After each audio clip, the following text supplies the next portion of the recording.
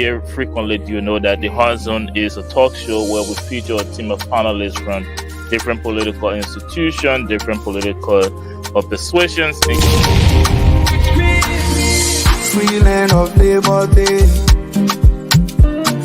Stick on the issue, I beg you, please. Let's stick on the issue. For our politics. Politicians deliver to their The big government is not a solution to the problem. Let me say this. I hear somebody saying, well, the country don't get money. Look, every country in this world that God has created on this earth has money. It depends on how the leader is innovative. Not good judgment. Okay, to be commingling, to be meandering with a man who has recently been found guilty of committing a serious crime, right? You can appreciate him all you want, but it sends the wrong message. That You can also Joseph, I Peter, let me talk. Let me talk. We do not have strong drug laws on our books. If I gave you my district, what you want to? You want my Motherfuckers will come and tell you to vote for one person. When the person get it, and they tell you say the person not good. All of them confused. Yeah, I'm getting younger because we are empowered now. And when you empower, it comes with setting grades. They come in with their fake smile. All our children are so fly. They won't use you, confuse you, and mislead you. They will promise when you vote them, they frustrate you. They already say you so go. Don't for your friend, let them move. They already say you rebel. Don't for your friends for their choice. Oh. They already say you so go. Don't for your friend, let them move. Tonight, I'm playing host. My name is Derek Yale, and let me check in with my co-host, Mr. David Tagbert. Mr. Tagbert, welcome to another episode. So Derek, thank you. It's always good to be on the Hard Zone. Brother, vote for your future. Mama, vote for your future. What do you want to? If I gave you my future, what you want to?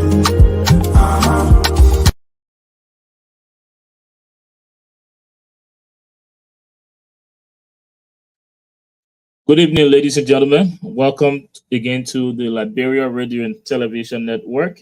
If this is your first time joining us, welcome. And the Liberia Radio and Television Network is a local media institution right here in Northeast Philadelphia. And we also have our office open for business in Liberia. And make sure to check us out on our Facebook page, the LRTN Live, or check us out on YouTube. And we also have our website where we publish our daily news from Liberia and the diaspora at the LRTN.net. Tonight, LRTN is proud to present another episode of the Hard Zone, specifically episode 4 of season 6 of the Hard Zone. And if this is the first time joining us, but the Hard Zone is an opinion-based talk show where we feature a team of panelists from different political institutions, different political persuasions. And here on the Hard Zone, we try to keep our conversation free from any bias. And just by way of disclaimer, all of the opinions and positions that will be offered on this network and this podcast tonight is not the official position of the network, but that of the individual panelists that will be offering them. My name is Derek Yale. I will be playing host tonight, and I will be joined by my panelists much later on in the show. And just to give you a heads up on what to expect on this show tonight, we will actually, before I do that, let me encourage all of you watching us to please share this program on your individual social media pages. And we're also live on Instagram, so make sure you're sharing our podcast there as well. Just to give you a heads up on what to expect on this episode, as always, we'll bring you the current event from Liberia and then the diaspora. I don't have my co-host tonight, so I will be bringing both current events. And then after that, I will introduce my panelists for this episode, and we will get into some serious discussions coming out of Liberia. Just last week, we were proud to stream the congressional hearing on the establishment of the War and Economic Crimes Court in Liberia. So we will be talking about that with our panelists. And we will also be looking at some appointments that President Bouaka made recently relative to this congressional hearing. And we also talk about some developments in Liberia as well. So, so stay tuned. We will bring you all of that much later on in the show. But with that being said, let me bring you the current events we have coming out of Liberia.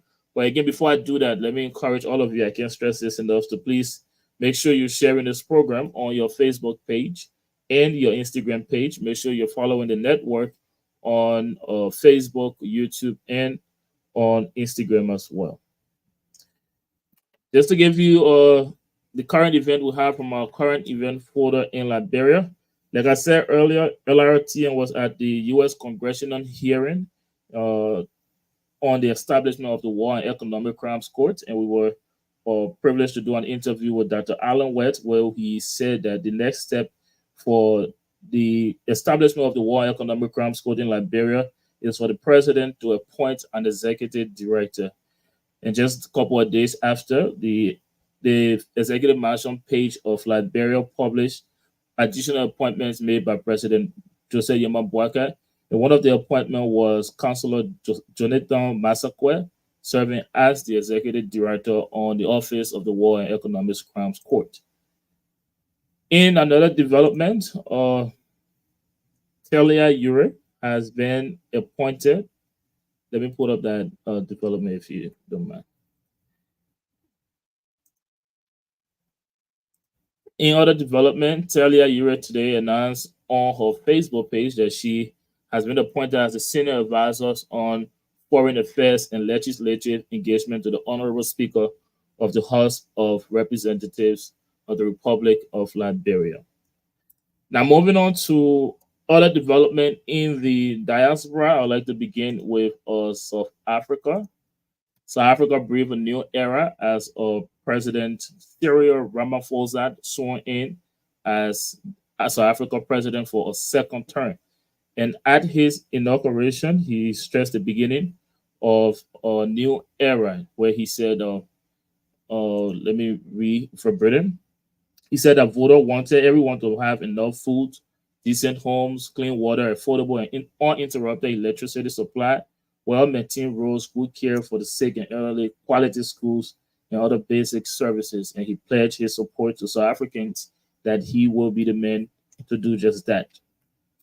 And you can find more on that development on Al Jazeera page, and you will have the entire inauguration speech there as well. And coming on to the U.S., we are in the year of the elections here, and everything is gearing up to the U.S. elections this year in November 5th. And as it stands, President Joe Biden is the presumptive leader for the Democrats, and also former President Donald Trump is the presumptive running mate to Joe Biden, on the Republican ticket. And just to give you some updates on the debates coming up, we have one debate this month, the 27th, on Thursday, and that will be in Atlanta, Georgia. And we have another debate September 10th, 2024. And the date, the city and time is to be determined. We have another one September 16th, and another one on Tuesday, October 1st. Wednesday, October 9th is the last debate before the vice presidential debate. With that being said, guys, that's all I have for you in my current event folder from the diaspora.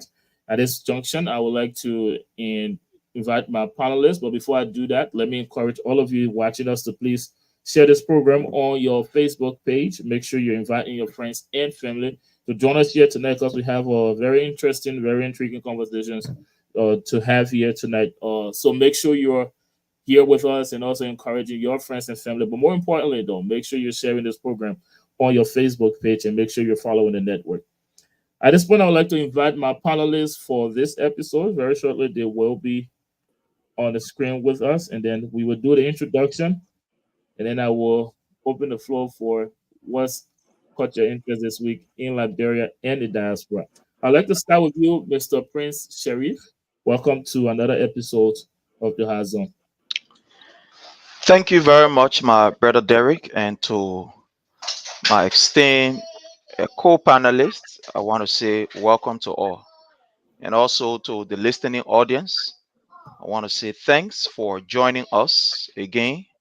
We cannot stress this, further. But again, we just want to say hit for us the share button, share on your various social media handles, and engage us in the comment section so that we can have a very wonderful show. I'm telling you, this show is packed with people who understand the issue.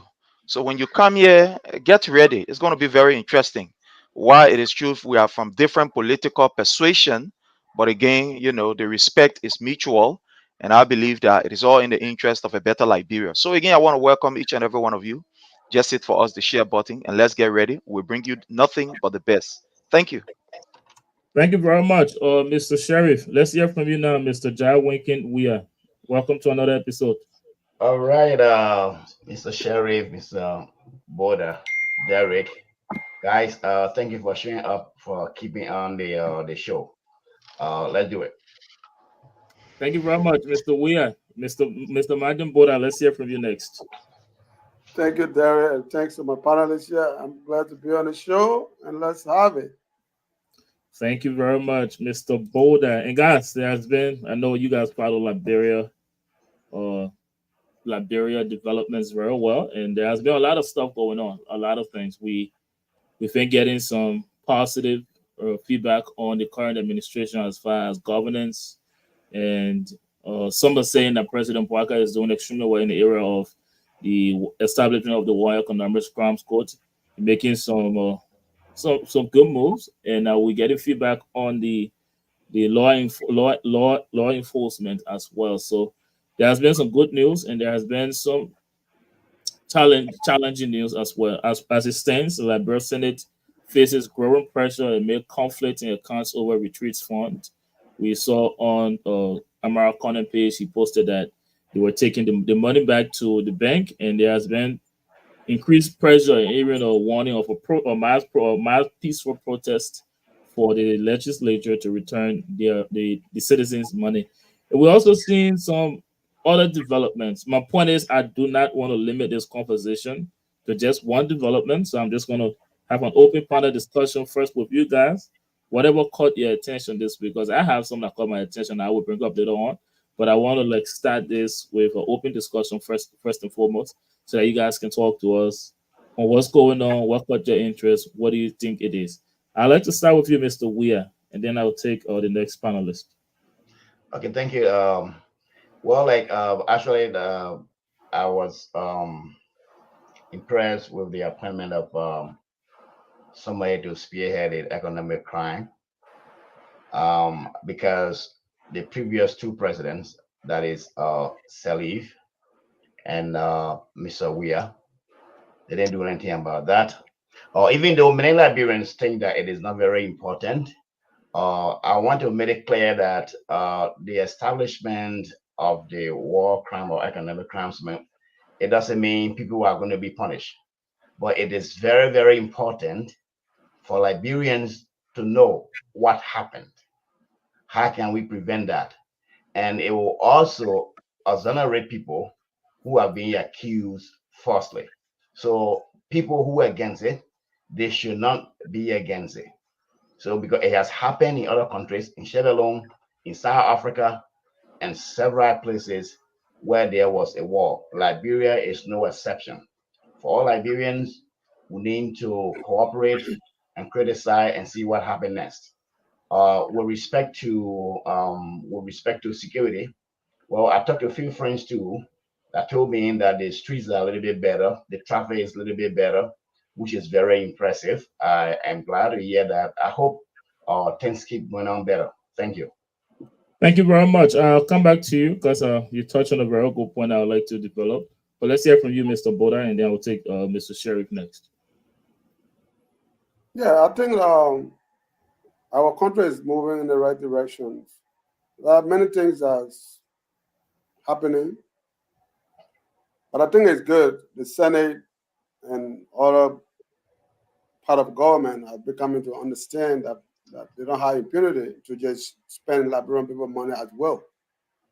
And those are things that got my attention. When government becomes accountable to their people, we see some level of development. because that means that responsibility. People are adhering to the rule of law and understanding that the citizen rate need to know what that money is being spent on and for what purpose. So, and like I said earlier in our segment when we were having a cheek to chat talk, yeah, security is getting better, and our people, our police are moving, doing the right thing, and we applaud them for that. We want more of them. And the citizen rate also, I think, are adhering to the rule of law. And you can see the city. I mean, I haven't been Moria in the last few months, but from when I went to Liberia, there was a lot of things. You couldn't even see the street. It was so filthy. And if we get into some point where we can start to clean around ourselves, that's good news. And that's healthy for our country and ourselves in the community. You know, where you see cleaner is next to godliness.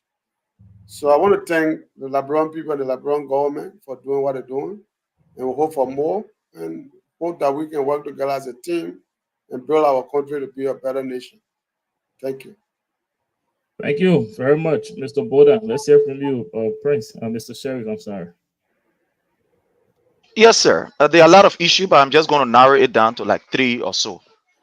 One has to do with the recent blacklist that we saw from the Liberian government, trying to, let's say, clamp down on the media by the LTA. As you may be aware, the LTA put out a communication. The communication is out there of, according to them, media institution that has not complied. But again, when you look at that particular communication that they put up, it's not media institution that have not complied, but media institution that have been very critical of the Unity Party, government of recent, and even, at the time that they were in opposition. So we are concerned, and we think that this is another, scheme. This is another cover up by the current government to be able to silence the voices of critical media institutions and also individual, and to quiet, or in other words, to shut down the press. So we are concerned about that. The second issue has to do with the police brutality. The increase in police brutality are seen, in and around, Monrovia and its environs. We've seen of recent there is a high level of police brutality that is even leading, or that have led to the death of other Liberians. And we saw recently what happened, especially with the students at the campuses of the University of Liberia, where they were manhandled. In fact, as I speak to you, according to information that we have received, there are some students that are undergoing a critical medical condition that, if care is not taken, they may lose their life. So we are concerned about that. And the last issue that we are concerned about, is the Tracy worker, that is the temporary employment opportunity for youth. As you may be aware, this particular program was introduced by the previous government, the government of His Excellency President Dr. George Manneh Weah, to actually, bring people on board, especially from less fortunate community, that they will come and work. These people, basically, their task was to make sure that those various drainages, the streets are clean, and that they can help also to be able to curb down the level of flooding that we are seeing. Because usually what happens before the rainy season, these people are deployed in the various communities to make sure that the waterways are not blocked, that they can clean the area and make sure that when the rain is, when the rain starts, that at least the level of flooding can be controlled. But we see that the government just prematurely cut off that entire program, and we are seeing the effect of it in the various community. So these are the 3 issues and some other issues that will come as we discuss and we'll be able to address, and the breakdown in the governance system of the Republic of Liberia. So these are some of the things that we will be discussing. Thank you. Thank you very much, Mr. Sherry. One of your points contradict with what Mr. Boda said.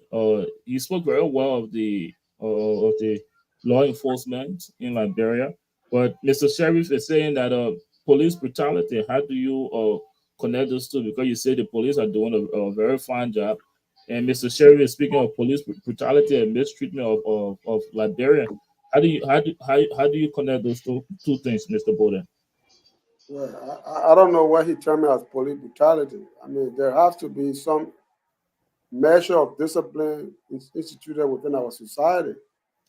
And it's not every action of the police considered brutality. There are measures that you have to conform to rule of law. To demonstrate, to express your law, there are government rules and regulations that govern your public speech. When to gather, what you gather about, what you want to talk about. You're not just going to gather every day and because you think you got the right to do so and just disturb public peace, you know. So if Mr. Sherry termed all of those things as police brutality, I think he wanted a lawless society where people would just do things as impunity. Like back in the day, we saw when people were walking at University of Liberia, just march on the campus and create harm on people or create chaos to disturb peace. So we need to constitute ourselves where we have peaceful orderliness in our society. The university is not play for violence. Okay, the University of Liberia should not be used as a conduit of violence for our people. When people want to express their political will, use the kids or the students on the campus to go there and create harm for the community and say, oh, the university campus. I don't think that's the essence of a University of Liberia. They are future leaders. They should conduct themselves as leaders to be. So, are you? I don't know if you care to respond to that, Mr. Sherry, but let me ask you though. But are you in support of the police using force to disperse student protesting? Is that what your statement is saying? Well, what I'm saying here is police deploy measures based on events. I don't think police just walk on campuses or on the campus and say, hey, start beating students. There might have been some law of communication to disperse. And those that refuse to disperse, police have to curtail that group. It's everywhere. So it's not that they just walk on campus and say, so again, you were saying that you're in support of police using force to disperse. I'm not in support of police brutality, but I'm saying to you there are measures that police uses to curtail violence. And those people who are aggressive towards police order, yes, will be apprehended. And it's not going to be peaceful. Thank you. I don't know, Mr. Sherry, do you care to respond to that? Yes, sir. Definitely. When you look at the Constitution of the Republic of Liberia, which is the supreme book that governs all of us, including government, it is very clear in Article 1 and also Article 17. If I will read quickly, when you read Article 17 of the 1986 Constitution, it says, all persons at all time in an orderly and peaceful manner or peaceably manner shall have the right to assemble and consult upon the common good, to instruct their representatives, to petition the government or other functionaries for the redress of governance, and to associate fully with others or refuse to associate in political parties, trade unions, and other organizations.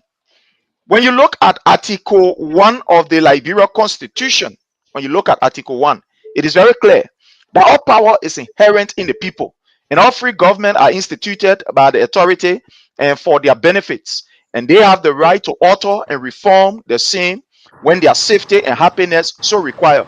In order to ensure democratic governance, which responds to the wishes of the governed, the people shall have the right at such period and in such manner as provided for under this Constitution to cause their public servants to leave office and to favor blah blah blah, etc., etc. Now, there is something that the Constitution gave us as a people. That is the right for us to be able to, let's put it this way, to be able to ask our government to make interventions in those things that we think is now working in our interest as a people. It is our right for us to be able to assemble in a peaceful manner and ask our government that, look, this is what is happening, we don't want it. or to ask our government to even that look, we want you. What we saw of recent, of today, and weeks ago or days ago, was a peaceful gathering of the students who raised a genuine and serious concern as it relates to the closure of schools.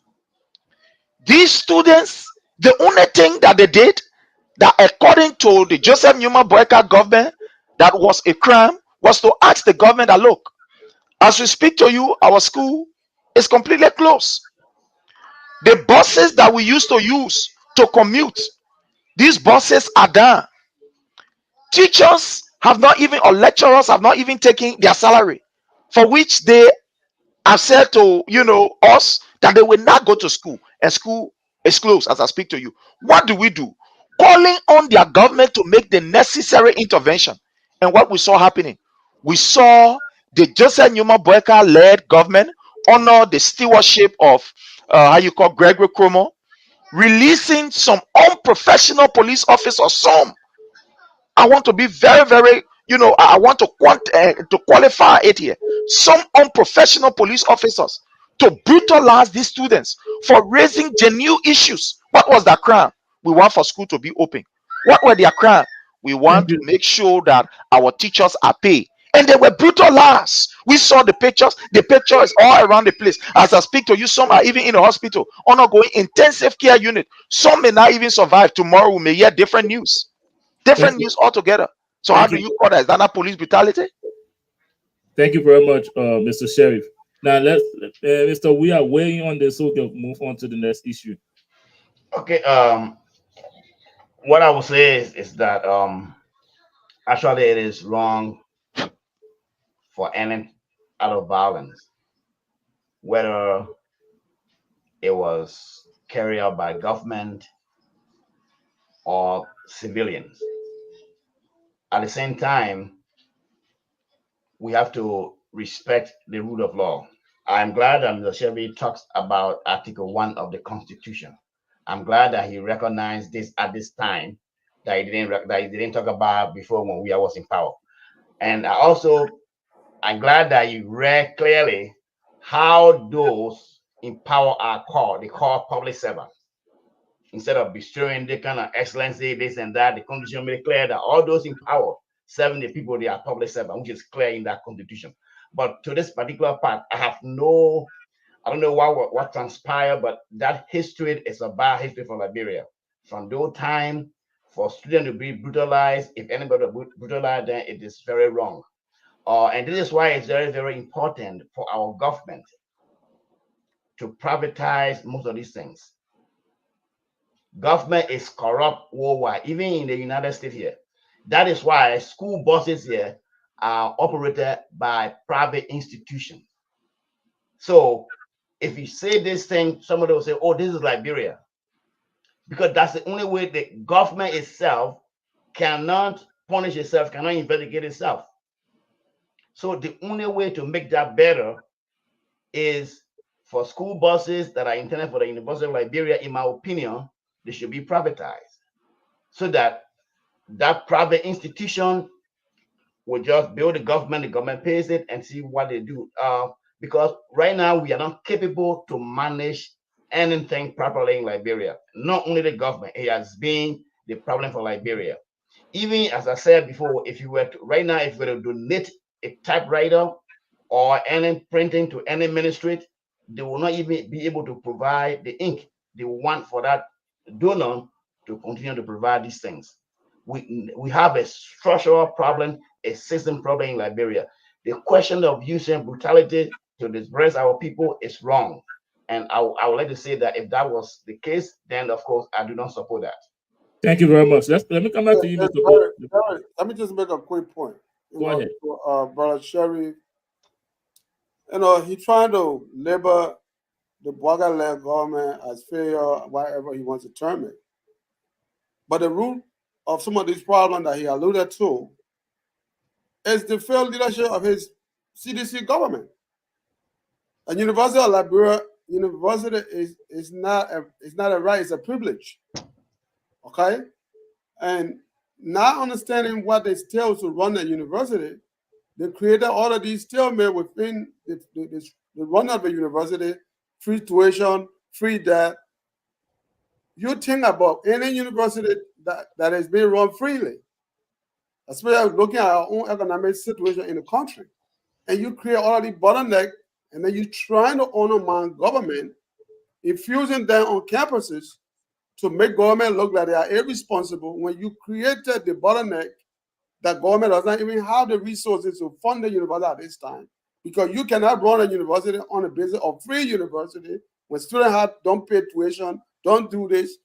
How you get money? I don't want us to to take too much time on this topic, but I want you to clarify when you said the University of Liberia is not a right, it's a privilege. Do you care to expand on that? And I will come to you, Mr. Weir, next. Yeah, what I mean by that is a privilege. A right is government has a right to educate the student for high school.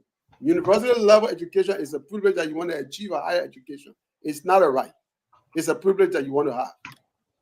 Thank you. Let's hear from you, Mr. Weir. I wanted to say something about what. Okay. Why it is true that I didn't support President Weir program of free education. The Bouaka government also did poorly.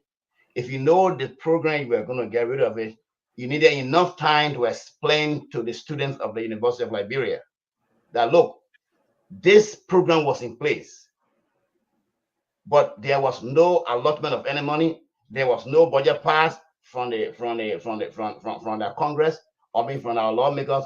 So by this time it will not work. So if you just go on abruptly and cut it off without proper communication, then you yourself you're inviting confusion. One of the things that we are always doing in Africa, Liberia specifically, is overlooking the people, not informing them what you are doing. Because when you are in leadership, presidency, no matter of your position, you are working for the people. So whatever you do, you need to let them know. Thank you. Thank you very much. I don't know, Mr. Sherry, would you like to respond to anything? Otherwise, let's move on to Mr. Boda, because I want to move on to the next topic. Do you have any additional comments on this? You're muted. You're on mute. Yeah, I would definitely want to respond with the issue, of what he said, that these problems were created by the previous government. I think it is comical. I think it is laughable, and no serious individual will even, want to accept his assertion. The first thing is the previous government was able to run that particular program for 4 good years, 4 or 5 years, so to speak. And there wasn't a single day that we experienced what we are experiencing, where at this crucial moment where students should be in school and they were out. All of the time we ran the University of Liberia on His Excellency President Dr. George Manneh Weah, we saw buses being provided for the students to commute to and from Sinjay to what you call Fendel and etc. etc. There were 1 or 2 days where we had problem, but the students did not protest to the extent that police will have to come and use brutality on them before these buses, could come back on the street. So for you to make the assertion that these are problems that were created by the previous government, then I don't know what the problem that we create. So we create problem by giving the students the opportunity that their own resources will provide for them a tuition free. It become a problem. So you call that a problem for us to use the resources that is intended for the people to say, let's buy bus for our children to be able to commute, to go to school and provide a conducive, a transportation that at least the student can get to class on time. You call that a problem by the previous government? Well, the audience will be able to tell. Thank you. Thank you. Let's move on to other thing and to other issues. I will come back to you, Mr. Boda, what you said in your opening statement. You said you think that under this administration, the country is heading in the right direction. Everything seems good. There are some challenges, and I'm not quoting you from Britain, but you said something around that the country is moving in the right direction, and President Bouaka is doing an amazing job. Now, first of all, one of our commenters disagree with you, but given what you said, and the current condition of the Liberian people. Do you think the statement you're making, they will agree with you that everything in Liberia, or not everything, but the country is heading in the right direction? Because those that are heavily criticizing the president for how he's been running the country so far. Do you care to expand on that? Look, let me be honest with you. You know, people will have that all they want to say, all they want to do. The fact of the matter remains that Liberia has enormous problems that we need to resolve. And if you think that you're going to have a miracle perform within 6 or 7 months, you're in the wrong place. Okay? If you look at the government, what was left in cover for Liberian government? What was in the revenue? That revenue was squandered by the Weah government. Government is trying to maximize all that they can within a weak way possible in the resources they're having to run the government, to ensure all of the stuff that were left to clean up. So if some people are saying that, oh, the Bwaka government ain't doing well, I don't know what they're talking about. When you have government payroll overloaded with a lot of ghost names, government is trying to clean up that. That's an issue for them. Or why are they taking people from payroll? He mentioned about children were asked to go clean drainage. Is that a policy that you put in place to take care of your drainage system? Is that what you call is that any policy that government left there? He talked about University of Liberia, all the problem what was the money that he left in the budget for government? What was the law that was passed by the legislature to enact, to make it permanent for government to sustain that program? Was there anything left? No. So if people are going to sit here and talk about, they don't want to face the reality, they just want to keep using these kids at a university campus for their own political gain, it's so wrong. And we're seeing that for time immemorial again and again. And some of these young kids lost their life, get wounded for this stupidness because people use them to do what they're going to do on campus, inciting them, which is so wrong. So the Bwaka-led government is doing a lot more that they need to do. There's a lot to be done. But where they're starting from and what they're doing, I think I might applaud them for that.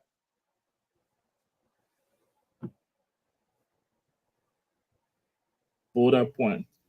The challenges the government met, the way they are tackling it, the way they are handling it, he thinks that he should applaud the government for it. There are a lot of challenges, but the way the government handling things right now, he thinks he should applaud the government for that. Do you agree or disagree? Or give us your position. Mr. Weah, I'm sorry. Okay. Well, I think it goes to what I was just saying. Maybe I am missing something from this Bwaka's government. I haven't seen any timeline. They haven't told the Liberian people where we are left them when they took over. And in terms of the ghost name that Mr. Boda talked about, we haven't heard how many names are being removed from the payroll up to now that were ghosts. Also, prior to such action, the Liberian people needed to also know that the government is taking the action because everything goes to communication because you are working for the people. So you need to be very clear as to what your action, as to what the people should expect. So Mr. Buddha said the government is making progress. But the last time I checked, I haven't seen a specific timeline in the way in which Mr. Bwaka were going to take on the problem in Liberia. So, again, I personally am not on the ground. It seems to be that people are still behaving or people are still implementing things the same way we have always done that we decide to do things in a way we think it is proper. Or I haven't seen a specific structure that put in place that Mr. Bwaka is replacing, that Liberian people are told that, look, for example, the water and sewer is this in a month's time, in 2 months, 3 months' time, this is what's going to happen. The same way LEC, my problem is communication. What was wrong that you are facing? I think you are not communicating that clearly to the Liberian people. That's my opinion. Thank you. So, That's what I see. in short, are you disagreeing with Mr. Boda when he said he thinks the government is doing well? I disagree because there is no way to mention that. Thank you. Before I come, How things were and how far have they gone? Okay, thank you very much. Before I come to you, Mr. Sheriff, let me recognize Bishop Reed. Bishop Reed, welcome to the show. Thank you. Now let's hear from you, man. Prince. You heard the question. You heard the two panelists' positions. Give us your take. Yeah, first of all, let me say that Liberia is a signatory to all of these international protocol that talks about the right of people or the right of human being. When you look at the 1989 United Nations Convention on the right of the child, it tells us that education is a right. It is the right of every citizen to be able to, for their government to provide education for them, a conducive atmosphere. So I just want to say this out. All of these different, conventions talks about the right of people to, have education, that their government should be able to use their resources and etc. Now, I want to thank Mr. Weir for the way he's structuring his conversation. I don't know if it will change as time goes by, but I think it's a good step for the fact that he is holding government feet to the fire. And this is what we'll continue to say. That look, let's forget about what happened in the past.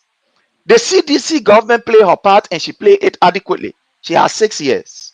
We all know it was seriously interrupted. But we must now begin to hold the current government responsible. But we see that when people start to shift the argument and say, let's blame the other people, and when people buy into that, it's where we get frustrated. So I want to thank Mr. Weir for that, for his posture. I don't know if, like I said, I don't know if it's going to change. If it change, we change our posture also. But I want to thank him. Now, when you look at what Mr. Boda is saying with the issue of, previous government, what, and what, that. Look, my people, let's be fair here. Let's start shifting blame. This government came on the mantra of rescue.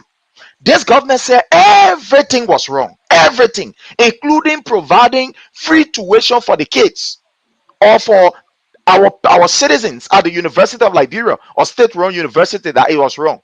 Providing buses or means of transportation was wrong.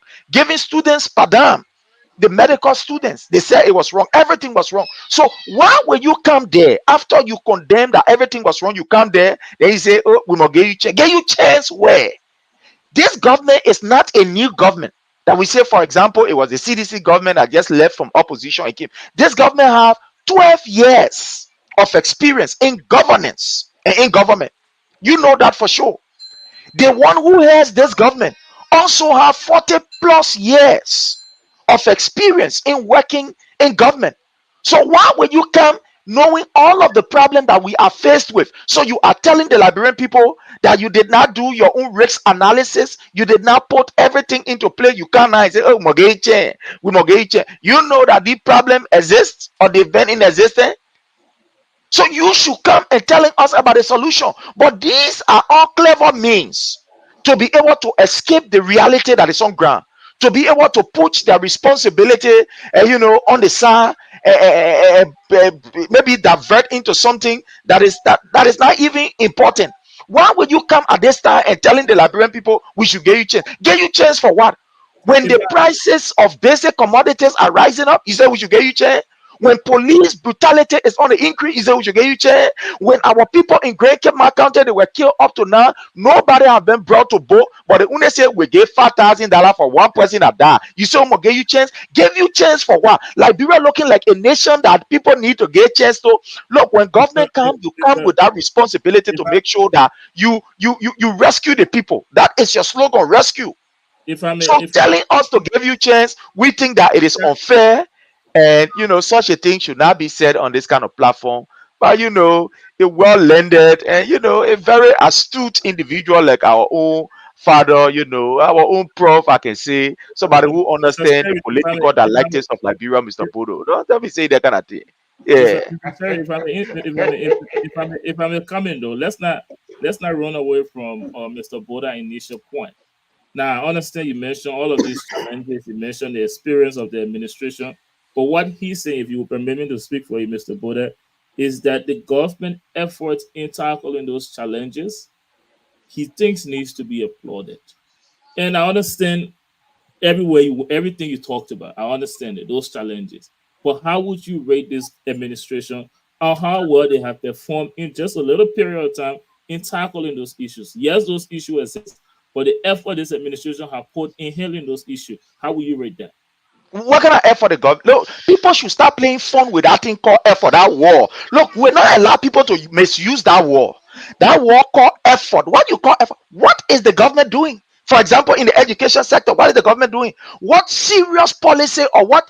Let's forget about the policy, because policy part I get talking. But what serious action has this government taking in the education sector as I speak? Just yesterday, our children took the WAS. You know that very well. Do you know that WAEC is now recording a very large percentage of the school-going population that's supposed to take the WAEC? Very large percent of them did not sit for the WAEC. They did not sit for the WAEC. Do you know that the government policy on education, we don't know what is the serious step that this government have taken, for example, to address the education sector? What serious step have they taken to address, for example, the health sector? JFK just put announcement, or the people say the word JFK, no drugs there. That way they say. That way they say. It don't mean talking. Go there. They sunny there. They said. And Mr. Sherry, the educational sector is not the only sector, though. That's why I'm giving you the health sector, for example. That's why I'm giving, for example, the role. As I speak to you, look at the role. Look at the role, for example. Let's look at the role. These people spend $22 million on the road. As I speak to you, all the roads are all damaged. I have to say, they know the rainy season. Just said Newman Brecker himself said it. He said, we know that there are two seasons in the country, rainy and dry season. Therefore, you don't come and say, oh, we are making effort. So where are you making effort? Let you point at the effort. Look, people must misuse words here. It's not good, my brother. It's not good. Why it is true that some of us, we grew up in the villages and things, but thank God for education that we can understand. And that at least we can be able to analyze. Making effort what? Or making effort by beating the students when they call you and say, government, please help us open the school. That the effort you're making. Or you making effort by closing the school and not being able to pay our teachers, our lecturers at the level of the University of Liberia. That what you call making effort. Mr. Sherry, if I may interrupt, I want in answering your question for Mr. Boda, and this is just one area. I don't know how you will rate this. No, but you can speak for Mr. Boda. This is unfair. It's unfair. Mr. Boda here is the official representation of the United Party on this particular platform. So you must be the one to be able to address the issue. But if you say you address the issue, I don't know. But I think he must address the issue. Mr. Sheriff, I'm not speaking for anybody here. I'm just reiterating his point he made because I want you to address his point the way he made his point. He talked about the overall performance on the government, and you're tackling different sectors. I was about to ask you what about another sector and this sector and that sector. He was talking about overall performance. But before I come to that question, I wanted that to usher us into another conversation. Let's hear from Bishop Reeves, and I promise to come back to you on this. Bishop Reeves, give us a take on the current administration performance. That's what we're talking about.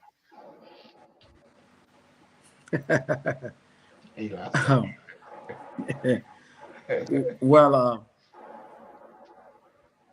I can say that the current performance, I can just rate it right now because and I'm just being honest, okay.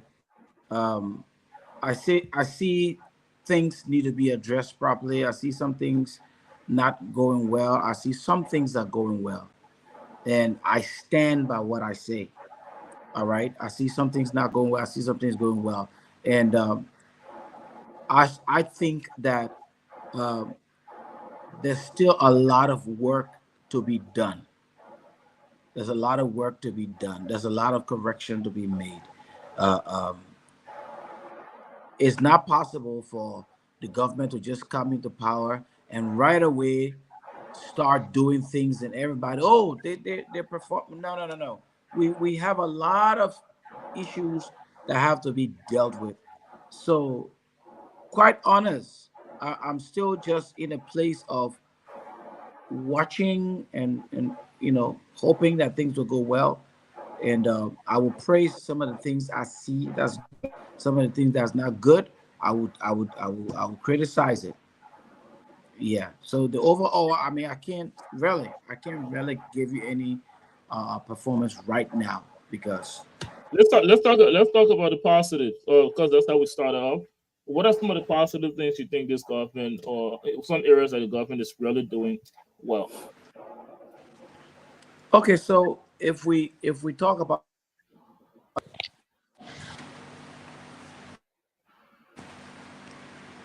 I said this on the show before. Police is doing. The police is doing their best when it comes to law and order. The police is doing their best. They're pushing. They're really doing their best. I see you have a lot of police officers, and I can speak for Monrovia because that's where I'm at right now. Okay, I'm right here in Monrovia, and I see that the police is bringing a lot of order to our city. I can stand up on Macklin Street and see cars going down Waterside. I can drive on Broad Street and see order. I see in central Monrovia and its surroundings, it's so beautiful to see a motorbike going down the street, two people on it. They have their helmets on, they have the protective gears on, and you see it everywhere. Now, they did say that they were giving the rest of the people 3 months to be able to get all their stuff in order. So when you go outside of the central Monrovia, you will still see people riding bikes, three on the bike, no helmet, and you will still see a lot of that outside. And I think according to what I heard, they're waiting for they're working their way to 3 months. But those are some of the good things I see. I see from law and from the law perspective, I see the police is doing very well, and I applaud them for that. Now in other areas, I can't really grade because I'm still looking at them. They still got a lot of work to do. Thank you. Speaking of other areas, let's talk about an earlier point that Mr. Jawinki, you were speaking about the establishment of the War Economics Crimes Court. You made a comparison between this administration and the previous two administrations. Former President Ellen Johnson Sirleaf had 2 terms, and former President George Manawia had 1 term, and they did not take any serious steps on the establishment of the War and Economic Crimes Court. But as we've been following the development, first, His Excellency President Jose Yima Bwaka passed an executive order on the establishment of the War and Economic Crimes Court. There was a hearing held last week. I'm sorry, and right after, President Bwaka appointed a director for the War and Economic Crimes Court. Now, I will come back to you on this, Mr. Jai Winking, because you made that comparison. Was this your expectation of this administration of President Bwaka, especially given the fact that he had or Prince Johnson supported him during the elections? Was this your expectation of him when he became president? Yes, I expected him to do more based on his platform and the others, because we have a problem in Liberia that we say, oh, we are the same family. People can say that, oh, we are all Liberians, but it doesn't mean because we are interrelated somehow we should not respect the rule of law. And we were all Liberians when we killed one another during the Civil War. So it is I personally experienced the Civil War, so I really have interest in it.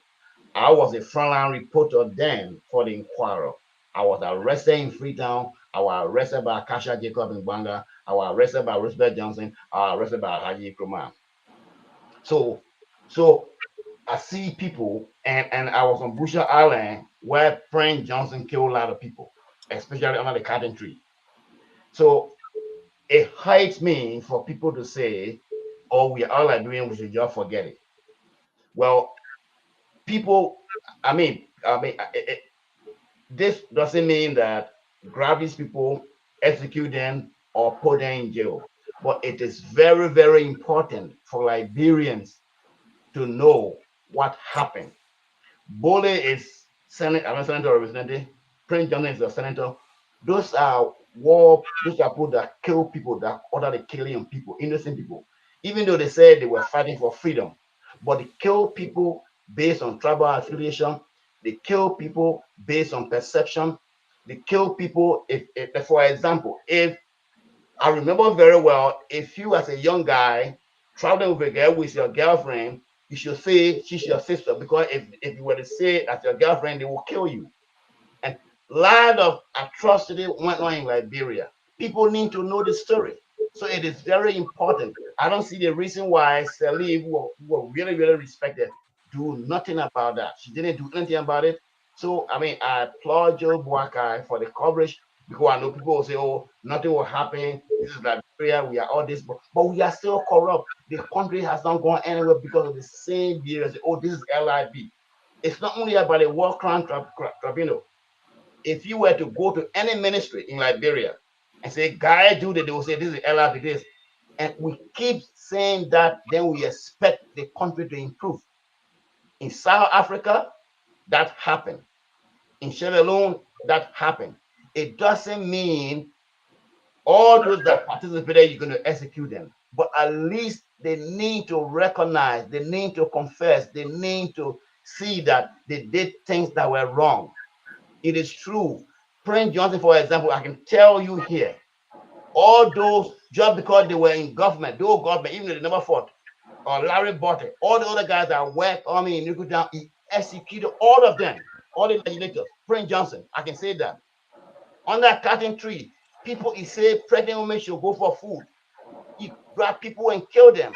A lot of things happen in Liberia. People need to know what happened. So they change your job, put it under the bush to say as though nothing happened in Liberia, to say we are all the same. Yes, we are all the same, but people were killed innocently. They weren't fighters. People were killed because they were member of certain tribe. I became a frontline reporter because I was a rebel man working for Inquirer. Because the crime man couldn't go, the Madigo man who was sleep couldn't go. Because if crime man were to go in Madigo terrain, they will kill him. If the Madigo man were going to the crime terrain, they will kill him. That's how bad it was. So we need to know we kill one another based on tribal affiliation. Nobody choose to be born to a tribe, to a particular religion. We're just born as we were. So it is wrong. That pains me if we say, let's just put it down the table. We should not talk about it. People die innocently in their homes as well. Thank you very much, Mr. Weah, for all of those people that died innocently. You said former President Ellen Johnson Sirleaf did nothing, and the same were for former President George Manuel Weah. So you applaud President Joseph Boakai for taking steps. Let me transition over to you, Mr. Sheriff. What do you make of the steps and President Boakai has been taking when it comes to the establishment of the War and Economic Crimes Court? And if you can compare and contrast between this administration and the previous two administrations, I'm not limiting it to the George Weah administration. But what would you say? Thank you so much. And let me say thanks to the LRTN family for the excellent coverage of that particular program. That program was screened by thousands of Liberians and people who have interest, in Liberia around the world. I want to say thanks to your platform for that excellent presentation of the entire program. But we are concerned. Let me be very quick to say that I'm one person that believes that justice is something that I need, because I have family members that was affected. Personally, I was affected, and etc., etc. So we need justice. But again, let's be very careful with the way we go about in this entire issue of, War Crimes Court. First of all, let's look at the characters Let's look at those who are involved. When I sat down and listening on that particular day, the entire program, I saw people who were politically induced, who have some political side or who have political alignments, being part of that particular, hearing. I saw claims and counterclaims of people credibility that are raising the issue of the war crime court. My concern, and we are concerned, must this issue of the court be raised by somebody here in DC or the Liberian people? For somebody in DC to sit down around the table and say we're having hearing, then the next day we hear say, oh, they finish appointing somebody, they finish appointing executive director. I am afraid. I am afraid because this is for the Liberian people, and the Liberian people should be the one pushing this. The Liberian people should be the one in the full, front of this. While it is true that we employed our international partners for their involvement and their support, but it must be the Liberian people thing. It must not be because somebody in Washington DC wake up one morning and say, oh, yeah, we're not doing it, or let go on 1 hearing. Then the next day you can't say, okay, I finished getting the executive director. Then the next day again, they can't say, okay, let's go have another one. They say, okay, we'll bring in the other person. My fear is, my brother, you were there. I must say I was there through the means of how you call technology. Look at the people. What we saw, allegations, counterclaim, the other person not correct, the other organization lie on the other person lie on the other person. That is my fear. My fear, my brother, are we proceeding in the right way? Is it what the Liberian people, how are we proceeding? So you can see that Joshua Numa Breka is not doing this thing because you know that and in conformity with the Liberian people, he is doing it because he has some of his friends and his colleagues here in Washington DC, and maybe he wants to benefit from the system, or maybe there is some kind of package that is there and say, okay, let's do it because package is there. What becomes of the victim? For example, me and thousands of other Liberians who were affected by the war. What become of what we stand to benefit as a people?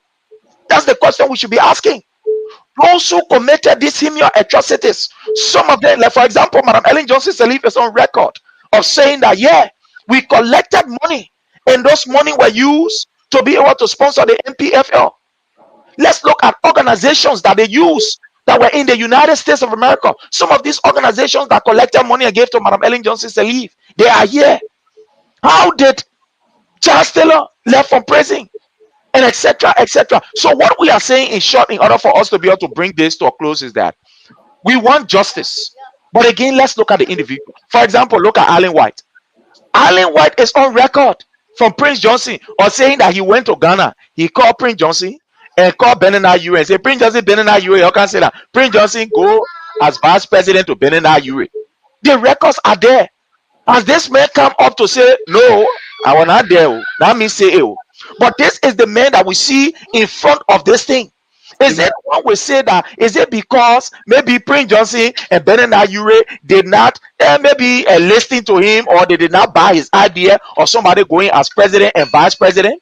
Now, this is the individual that is pushing for this thing. Now, we want to also find out, before we go, I want to also find out, is this thing, who is Mr. Allen White representing? Is he representing the United States government? What we expected to hear at that particular hearing, we did not hear it. All we heard is people who are politically induced. Mr. Sheriff, if I may, if I may come in.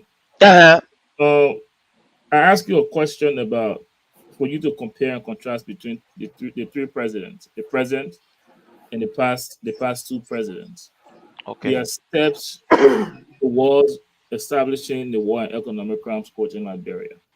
Now, first and foremost, President Bouaga's decision to first pass an executive order for a War Economic Crimes Court to be established in Liberia was never done by the past two presidents. That's a major step. They had that. They had the power to do that, but they never did that. Now, No. Anyway, go ahead, Len. I'll ask you the question. Yes, sir. Okay, I'll ask you the question. President Bouaga signed an executive order for the War and Economic Crimes Court to be established in Liberia. There was a hearing, and then right after, we did an interview with Dr. Allen White, and he said the next step was for the president to appoint an executive director, which President Bouaka did few days later. Now I'm asking you, will you applaud President Bouaka for the steps he's taken in establishing the one economic crimes code? I understand you have some issues with those that were at the hearing, but just the simple fact that President Bouaka is taking steps to hold people accountable for the atrocity they committed during the civil crisis, would you applaud that, or are you also condemning that? Like I said from the very beginning, my brother, I will not be able to give anybody credit with anything that somebody want politicize. This issue of war crime code is something that affects all of us. And when people wants to do it, they must be realistic in their doing. They must be objective in their doing. They should not be controlled by somebody in Washington, D.C. Why wasn't Just President saying, Weah realistic to, and objective? eh? Why wasn't President Weah realistic and objective? President Weah was very realistic and objective. In fact, President Weah submitted under his regime.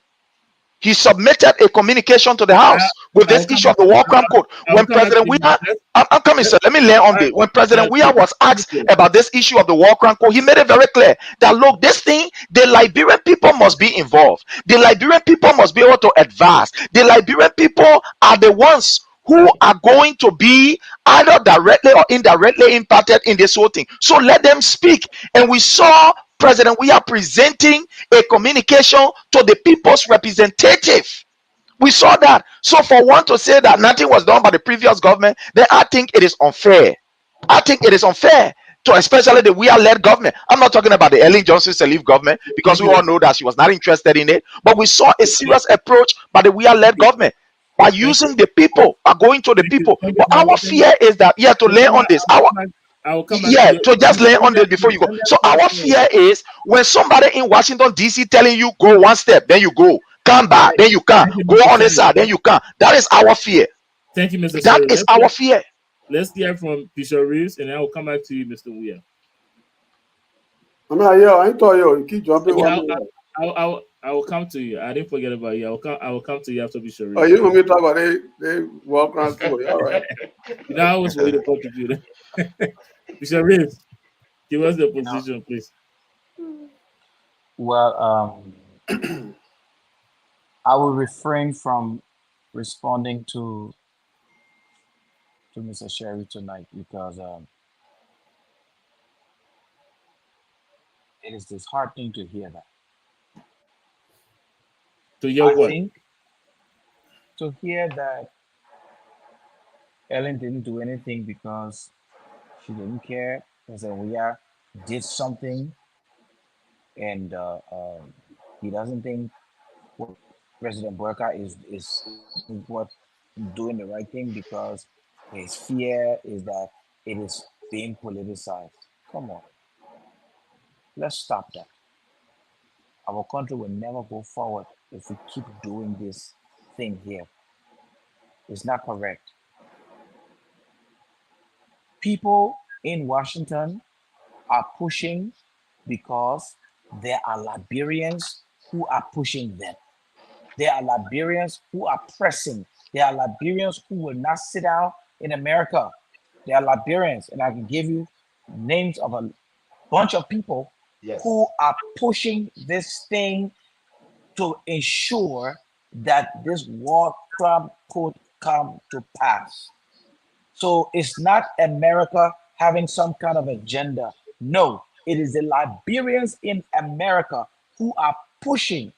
A lot of Liberians in America are pushing this thing. They are pulling all the strings that they can pull, okay, for this war crime code to come to pass. And if they convene the meeting and the president comes in and says, okay, he's going to appoint, you turn around and say that because America is pushing, so Bouaka is doing. Come on. When President Bouaka came, before he came to power, he did say that they were going to push for the War Crime Code. And if it is happening now, and they are trying to put things in place for it to happen, I would not expect Mr. Sherry to come and downplay it by saying his fear is being politicized. let's not do that, because our country will not go forward if we do this. Mr. Thank you very much. I'll come to you, Mr. Weir. I don't want Mr. Boda coming at me No, again for Mr. that. Buddha, you were talking about. I had to go pick up something quick. Let me just say something. Yeah, go ahead. Are Okay, you go there? ahead, Mr. Weir. Okay, yeah. So You permitted him to talk. here is the thing. I want for Mr. Sherry to know that those who died during the war were not only Liberians. You got it. Caledon were killed. Butcher in Ghana, Banansville area there. Those were Americans as well. Moreover, everything that happened, we rely on the United States. As the bishop said, Liberians, I know many friends, Labrador Tuba and other people, and few guys that I know, Master Washington, that have been pushing this as well. I talked to other people. But I don't want for people to look at this as a witch hunt, but we need to learn from the mistake that we made to kill one another innocently. We need to know also why brought about this war, because the only way we will prevent that from happening is learning what we did wrong. But if we keep covering it, if we refuse to talk about it, it will not change anything. And it is too early to criticize Boakai because it is the formation stage. Nothing happened, no policy, how it will be wrong. That's why he just appointed somebody to head it. It is that person he appoints that will be the one to put in place how it will go on with the advice of other people. Now, if you were to see that those who are in charge doing something wrong, you can criticize. But he just appointed people, put them in charge. If you have problem with the appointees, the person who's chairing it, is he competent or not? If you talk about that, then it's legitimate. But they just brush aside everything. I don't buy it. But guys, I'm gonna pick up somebody. I'll be right back. All right. Thank you so much, Mr. Weir. Let's hear from you now, Mr. Boda. Thank you, Derek. I think the issue with the war crime code have been lingering for quite a time. And one will understand during the early administration, the early part of the administration, I think it was based on her own making of decision and the kind of way the country was very fragile at the time to have talked about creating that situation and making it more unbearable. So let's first look at the context. Here, the Liberian people, they had the reconciliation, the Truth and Reconciliation Committee that came up with a recommendation of the war crime code. And that was agreed upon by Liberians themselves in that framework. And if we look at that framework, that they wanted to create this war crime to bring to people or reconcile the country through dialogue, through the reconciliation process, which is a war crime code where people go to that point. They wanted to use the South African model, so where people come and speak or apologize for their wrongdoing. We haven't done that yet. Having said that, we have to be a little bit mindful of shifting blame here and there onto whom, why, and why not. What is important is Liberians should be sincere to themselves that will constitute a body that will be fair and just to the law, not with prejudice and whatever you want to do because this man is not a travel man or that person. Our Liberian war is so involving with a whole lot of stuff. It comes from far back from 1980. What happened in 1980? We killed 17 guys on the pole for rampant corruption. And we claim it. And we came 1980. We became worse than what we call rampant corruption. That came in 1990 with a civil crisis, where individuals were just killing one another based on mere jealousy and envy and whatever, and in our own tribal ethnicity. So that's complexity of our war that we have to understand, not just because of the war crime code. You got to look at the complexity of the society that we find ourselves in. There's too much tribal connections and tribal taste to this whole thing.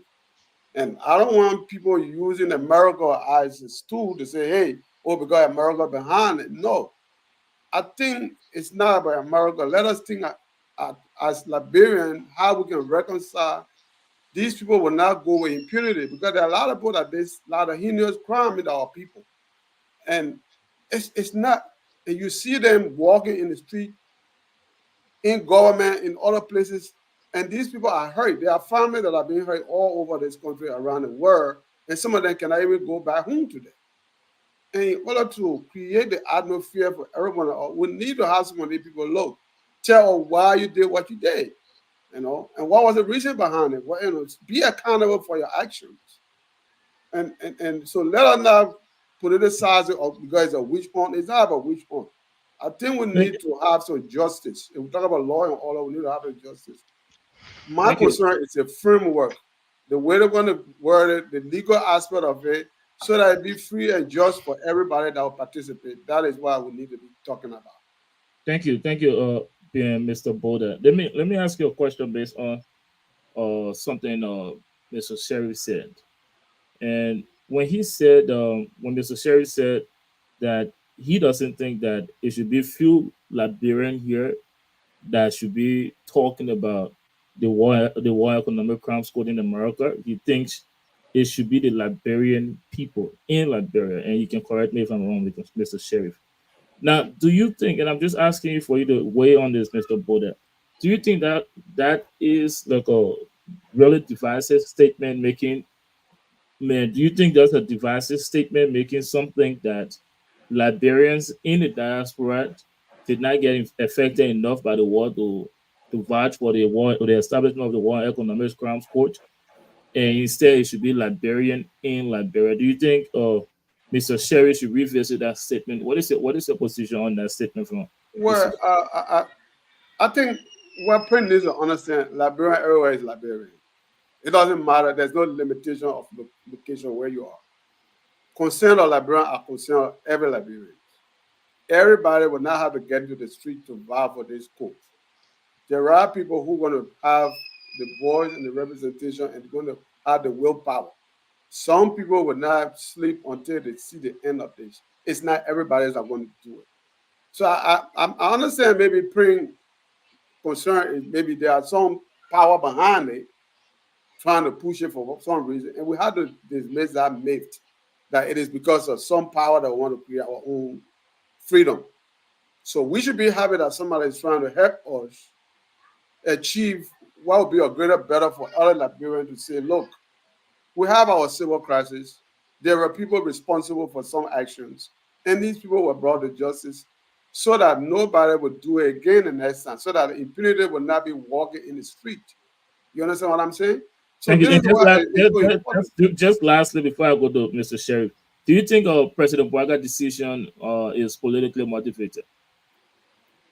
Well, there's everything that could be a political taste, but that was his campaign message because people have failed to do so.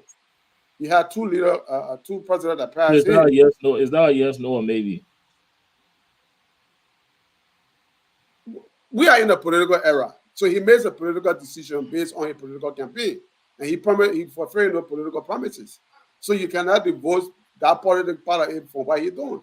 He's not an ordinary citizen; he's a political leader. So he's making a political decision because what is happening is a political decision, is a political action. Let me rephrase my question because I understand how you answer the question. Do you think he's being influenced by others that are trying to seek selfish interest? I don't want to use the word influence. I think he sees logic and sense in what reasoning for him to work along with what these people are saying to better judge self-Liberians. So it's not because. Thank you. Let's hear. I'm sorry for keeping you waiting for long, but let's hear from you, Mr. Sheriff. Yeah. I will continue to revert to the hearing.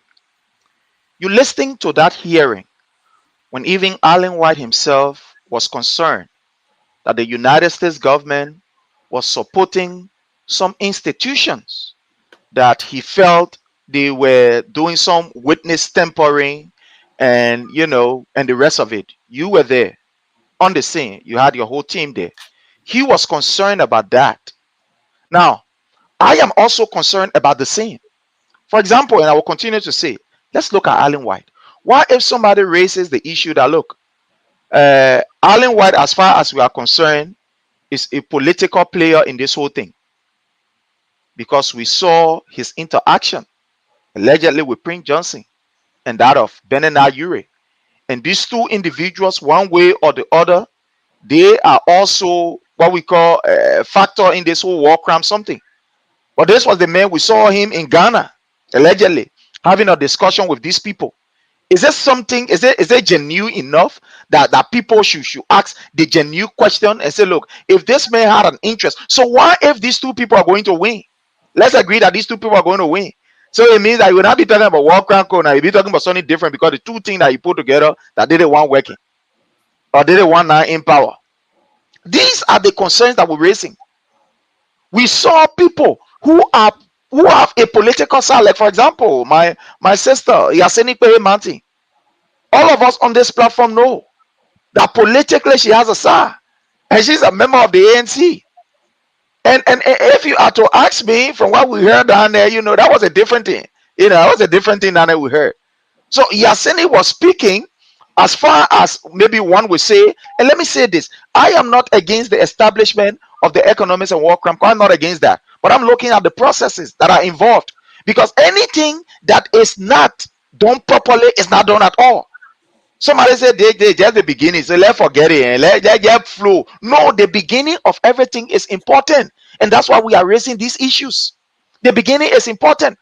Just from in the halls there, just from right in the hall, what I expected to hear from that particular hearing was, for example, Washington's own involvement relative to support.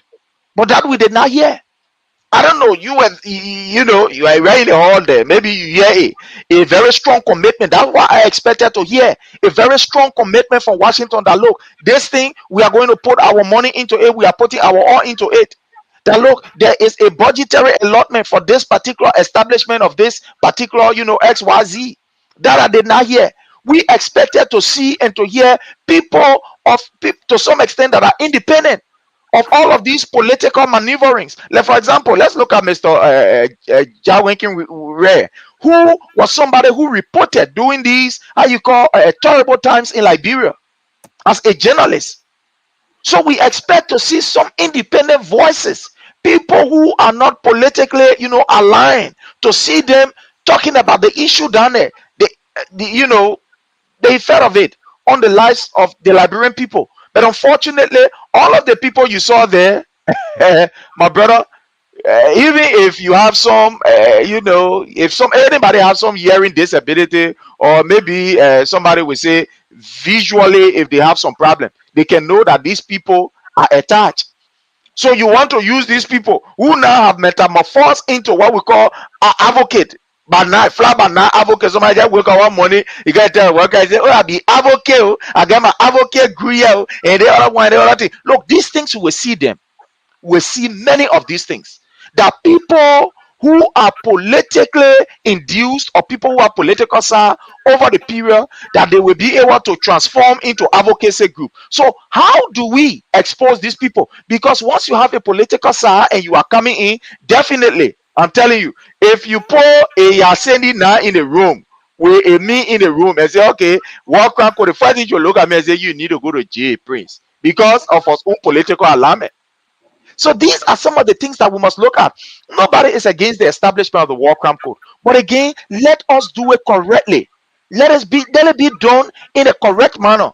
You saw what President Weah did when you go the front page Africa newspaper, September 14, 2019. Go to the Africa, the edition, to that edition. He submitted a communication to the House. But today, what we are seeing, I don't know. You wake up in the morning, somebody say, oh, let's go sit down. Somebody sitting down in the chambers of the legislator, then right away they're signing. The next day, we see the same person here sitting in some kind of hearing. They just like appoint somebody.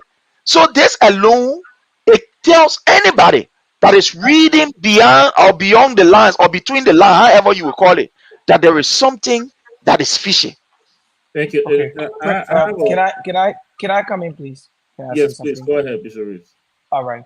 So to the last point that Prince stressed. Okay. Now I see politics to its best when he mentioned President we are submitting to the House of Representatives. Yes, you can submit to the House of Representatives when you know you have majority of the people in the House of Representatives that's going to control what you are sending there. They can kill it or they can let it rise. And if you don't want that thing to come to pass, you can send it and everybody see, oh, yeah, the president submitted this. But you got your boys in there who will kill that thing and it will not pass the floor. That's politics to its highest. And we saw it being played. So Prince shouldn't come and applaud anything that was done there by President Weah because he had the motive and he had his boys in that would kill that thing on the floor. And that thing died natural death as soon as it hit the floor. A point of injection, please. So let me land. So you see, he's saying he is not against the War Crime Court. We all agree. All right. Then you're saying, oh, you don't want it to be politically motivated. Oh, let's look, please. Everybody who is a Liberian will have some kind of political persuasion. Okay. So regardless of politics, regardless of where we are, these things happen. Let us put process in place that the court will come and those people who are supposed to go to court, we always don't want to deal with impunity. We will have corrupt people in our place. The people will come and steal right before our eyes. We will turn around and elect them and put them into elected positions. It will not help Liberia. Let the War Crime Court come. Let us put the right process in place and let it be done. Thank you. So point of injection, Derek. You see, Bishop Reed made a very good point just now, saying that every Liberian, one way or the other, we have our own, we have our own political, whatever it is. I will give you this example. Let's look at the access recovery. Just for an example, the access recovery. These people, because they had their own political motive, in their mind, they believe that President Weah, all the benefit that they're supposed to get, see 1847, that President Weah made get it. As soon as they took over, or that particular body was instituted by Joseph Newman Boyka, guess what happened? The first thing they run beyond, that blue Tessie, a yellow Tessie. Today, where are we with this issue of how you call access recovery? Where are we today? Where are we? So these are some of the examples we are looking at. These are some of the things that we are looking at. We don't want to put our energy and our effort into something that somebody wants to drive because he has some political motive against somebody. That is not what we want for the War Crime Court. That is not what we want. Like I'm saying this. Look at today, just an example of the access recovery. Where are we with access recovery? Where play we are. Somebody say, oh, they want to get us 7,000. They coming from under 7,000. I say, I will not go. Another person say, oh, and the people now want to listen to me. So I will not do that. We seeing the whole how you call access recovery is in the complete oblivion. It's in a complete confusion. That what we want to see for War Crime Court. Thank you, Mr. What we want to see. I have a question for you. Well, first, there is an argument that those that support the administration is running with. They have to believe that those that supported the previous administration and still support the CDC will criticize every move this administration make in establishing the War and Economic Crimes Court. For one, that President Weah failed on his promise to take steps in establishing the War and Economic Crimes Court. So because of that, they will criticize every move. Now, my first question to you, if you can address that, now I will appreciate that. My first question to you: What could possibly go wrong with all of the issues you're having? What could possibly go wrong that those that have political alignment are the one pushing for the War Economic Crimes Court? What could possibly go wrong if the War Economic Crimes Court is established in Liberia with those things in place? People that are politically aligned, like yourself, like Mr. Jao Winkin Weah, and they're pushing for the War Economic Crimes Court that you admitted that you are not against, but they are pushing for it and they are politically aligned. What could possibly go wrong? What is your fear? Okay, so the first thing is His Excellency President Dr. George Manneh Weah did not fail as it relates to this issue of the War Crimes Court. He submitted a communication, and like I said, September 14, 2019, Front Page Africa, edition. You go there, you will be able to read the entire story. I don't want us to stay long on that, but No, what was the result yeah. of that communication? Basically, it was for the legislators, to be able to advise, to be able to look into it. So that was why the communication was sent over to them. Now, you asked about the issue of what is the fear that people who are politically aligned. The first thing is, I take you from what happened with this particular access recovery, because we have people that was politically aligned because they had hate for a particular political institution. Instead of doing this thing from a holistic standpoint and from a broader perspective, guess what happened? They run Bianfina Bono because they felt that she was close to the president.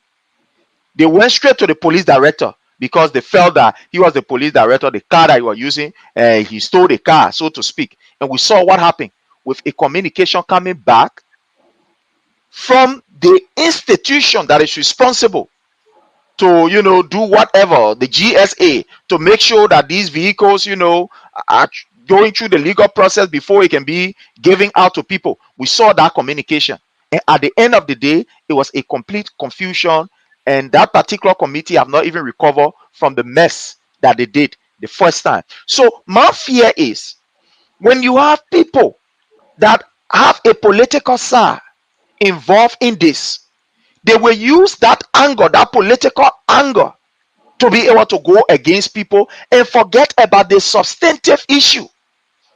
People now will start going after people who they feel that maybe the person, for example, let's just take this as an example, Prince Johnson. Maybe you look at Prince Johnson and be okay, well, Prince Johnson, they may he say he too high, that he the one controlling Nimba. So therefore, say I get my own political persuasion apart of dating here, they walk around and I transform myself into advocate. Let go after him quickly. For example, somebody will say, let go after Bernard Ure because he's a politician, let go after him. I have to interrupt though. You're making it seem like those that are advocating for the War Economic Crimes Court in Liberia will be like the judges or lawyers in our court. They are just the ones that are advocating for it. But from your statement, you're making it seem that they are the ones that will be prosecuting people or investigating people. And I just wanted to point that out. They're not going to be the ones. They are just like you and myself saying to Washington that will think the War Economic Crimes Court should be taken to Liberia. But they play a pivotal role. Like, for example, what happened to Agnes Taylor? These people some of these people that say they are advocates, they play a pivotal role. Like, look at what happened to Agnes Taylor. Somebody lie on her name. And so we saw the woman, she deleted the other person breaker for the sake of the sanctity of the issue. Oh, she didn't want to the other person. At the end of the day, it was all lie. We saw somebody even going to jail. You even listening to Alan White, who said there was a fellow who was under his custody and that person was lied upon. He also told us of what happened to an American who somebody lied on and said, oh yeah, they may he didn't want you to be selling gold. And at the end of the day, this person have to take away their life. They have to commit murder. Thank you. Only because people lie. So what I'm saying, why it is true that these people will not be the judges, but they also play a pivotal role, because some of them will be witnesses, some of them will be presenting names, some of them will be the one that will be interacting with people who will come to testify. How sure are we that what happened with the case of Agnes Taylor and all these other people, that it will not happen? How sure are we that we're seeing these people transforming now into advocate? Somebody jump and say advocate, political people who we know they have their own political interest and other things that lie on people and say, oh, we saw the other person jumping here, there, and today now they become political. They become advocate. How sure are we that these people will not use their own vindictiveness towards a particular regime or individual to do all kind of things and will plunge us into chaos? Prince, Mr. Sherry, just for the sake of our audience, the War Economic Crimes Court, Liberia will not be the first country that will be established in. You have. But we must do it the right way. You have. Let's learn. Let's take cue. Because what you're saying, it seems like you're. So what is the right way?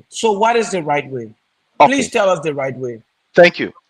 So the right way is to first of all be able to make sure that that entire TRC process, that communication that was put together, you have, in my view, you have a panel of experts. I mean, people that are very independent to look at that particular communication. Because remember, in that communication, there were other people who were exonerated. Like, for example, Bodneke. They say Bodneke, the man, even though he committed crime, but he say that he the one. So let me need from there. They want power without prosecuting. You know that particular whole TRC thing is questionable. There were some people who committed the crime, but TRC that does not have the power. They say prosecute or not prosecute against other people here. You know, their own person they can let lead them. You know, the people who can forgive them. The other people they committed a huge crime. Let put them there. Let prosecute them. That the place we must start first from.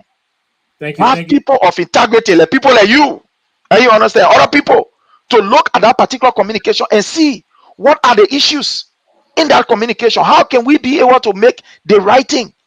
Let's start from there. And then let's look at those individuals, for example, these different NGOs that are pushing forth. Let's look at what we call their credibility. I'm not saying, I know there are individuals in Wale, they will have some political, whatever, admiration for whatever political institution, I know. But let's make use of our institution. For example, the churches, for example, the mosques, our religious institution, the community, and etc. Let them be involved into this. Let them be the people who will sit around the table and say, let's review this thing. And not the people that get political interest, the political hustlers that will point. Thank you. I have another question. We're about to take our first break. Let me hear from Mr. Boda last, and then we'll take a break. I just want to let my brother Prince know that the process that we're talking about going to have a legal mind dealing with the legal aspect of it. And I know you may have your doubts regarding the process, but I think it's also important that we give chance to let's learn to believe in one another. You talk about Liberians. And the people they are appointing, they are Liberian. They didn't bring anybody from outside to head this thing. So if you're talking about Liberian being involved and they are appointing Liberian and you still have problem with the process, then I want to believe that maybe you're not in favor of having this situation, the war crime being sorted out. So let us be mindful. We haven't had we need to have this thing done so that we can have the cloud move over our head and move forward. Because we've been along over almost 30 years now. We've been talking about this war in Liberia, a bonfire. And let's give chance to those that are doing the right thing and trying to bring up peace. Let it do that work. I mean, let us not just criticize because we have our own bias or own political differences. But let's look at Liberia above it all.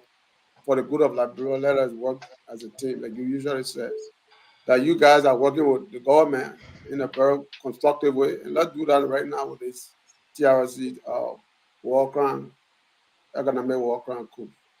Thank you very much. Mr. Derek, when we come back, I just have a question. I will give you the opportunity to ask a question. We'll come back from our break. But guys, thank you for being with us this far. We'll take our first break.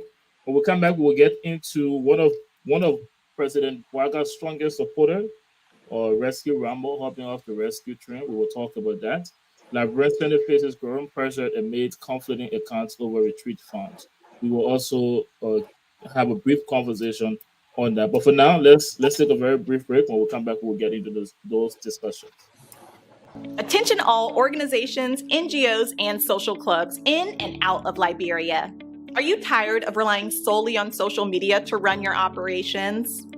An effective web platform is your most important marketing tool, and that's where Tiamat.com comes in. Hello, my Liberian people. My name is Sophia, and I want you to consider this.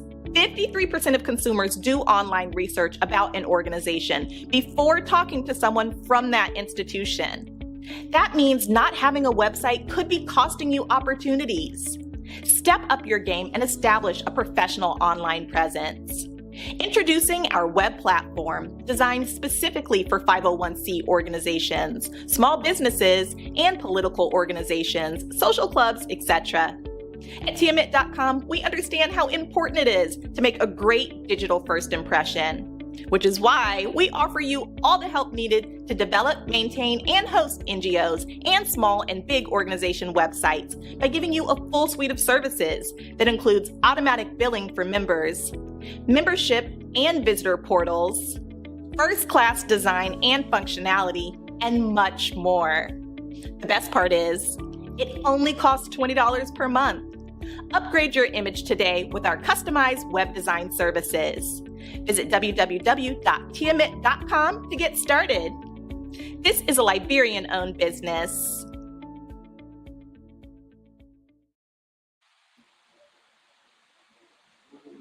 Hi, my name is Theophilus Juliban Nelson I. I am the founder and CEO of Lift Africa LLC.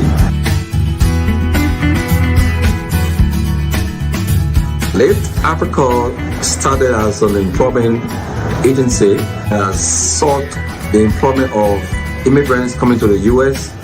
and finding ways and means to be able to start life in this great your country. Now we have added airport pickups and drop, car rental, or rental. As you see, we have a new business location. Started with just a little office part, but today we have a whole complex that we can do a lot of stuff with. Hello everyone, my name is Geneva Krantz. I'm the Executive Administrator of Uplift Africa. We have an excellent employment rate at our company. We work with and for you regardless of your situation. If you've ever been in prison, maybe your background isn't great, do not worry. We have a place for you here. We believe in equal opportunity for everyone, especially you. So sign up today and begin earning. My name is Emmanuel B. Horton, Operational Director for Live Africa. Live Africa is the place to be.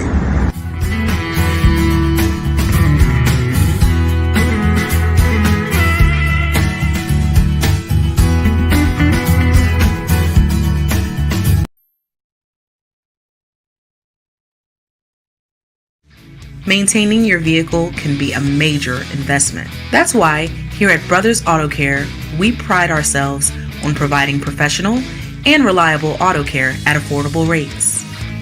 Whether you need an inspection, new brakes, or diagnostic reports, our skillful and experienced mechanics are here for you every step of the way. Call Brothers Auto Care now to schedule your next auto maintenance and repair service. At Brothers Auto Care, we help you drive home with peace of mind.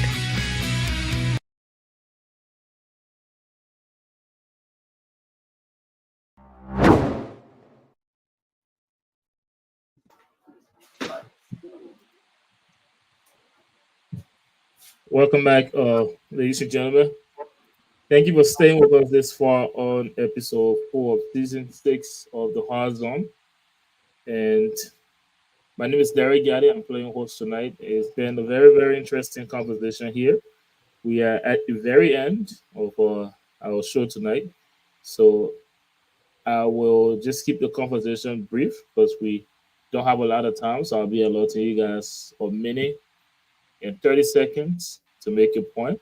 But before I get into our next conversation, let me go over to Bishop Reeves. You say you had a question. Let me hear from you, and then we'll go into our next conversation. Okay. In our last conversation, Mr. Sherry said something about President Weah submitting to the House of Representatives concerning the work with the World Crime Court. What I need to find out from Mr. Sherry is that after he submitted this to the House of Representatives. What happened? What did the House of Representatives do? Why didn't this thing go forward for this war crime code to happen during President Weah's regime? He submitted. We hear you. That was a good thing. But did he follow up with the House of Representatives? What happened? Why didn't it come through during his regime?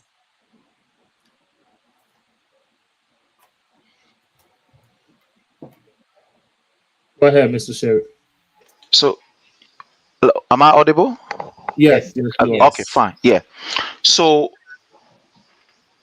the president, His Excellency President Dr. George Manneh Weah at the time submitted this communication. Now, the House had a responsibility to look at that communication, take it back to their constituents, to be able to discuss it, and then come back to sit as, a body and, put whatever they want to put, that is, add, subtract, or do whatever they had to do. So the most important part was that the president was able to submit it to the people. That was the most important part. Now, I don't think when such document is submitted that the president will be behind them with ratting and say, look, you'll bring it tomorrow, or you'll bring it day after tomorrow. Now, it was up to them to carry it to their various constituents. So how they did it, the effort that they applied in meeting their people, because what I know, some of them said that this was a process where they will have to sit with their people under the Palaver hut, find out from them, have series of interaction. So I believe that was ongoing from some of them. But again, I cannot speak for the executive, neither can I speak for the legislators who received that communication. But what I can say on the level of this, let's say on the surface, I can say that these people received the communication, and some of them said that they were engaging their constituents. So if they had an agreement on it or not, well, I don't know. But again, what we saw of recent with them signing whatever communication that was given to them, I believe to some extent they had an interaction with their constituencies. And maybe based on that, well, that people say, well, you can sign whatever documents you want to sign. So again, sitting in this position, I cannot speak for the lawmakers and I cannot speak for the executive.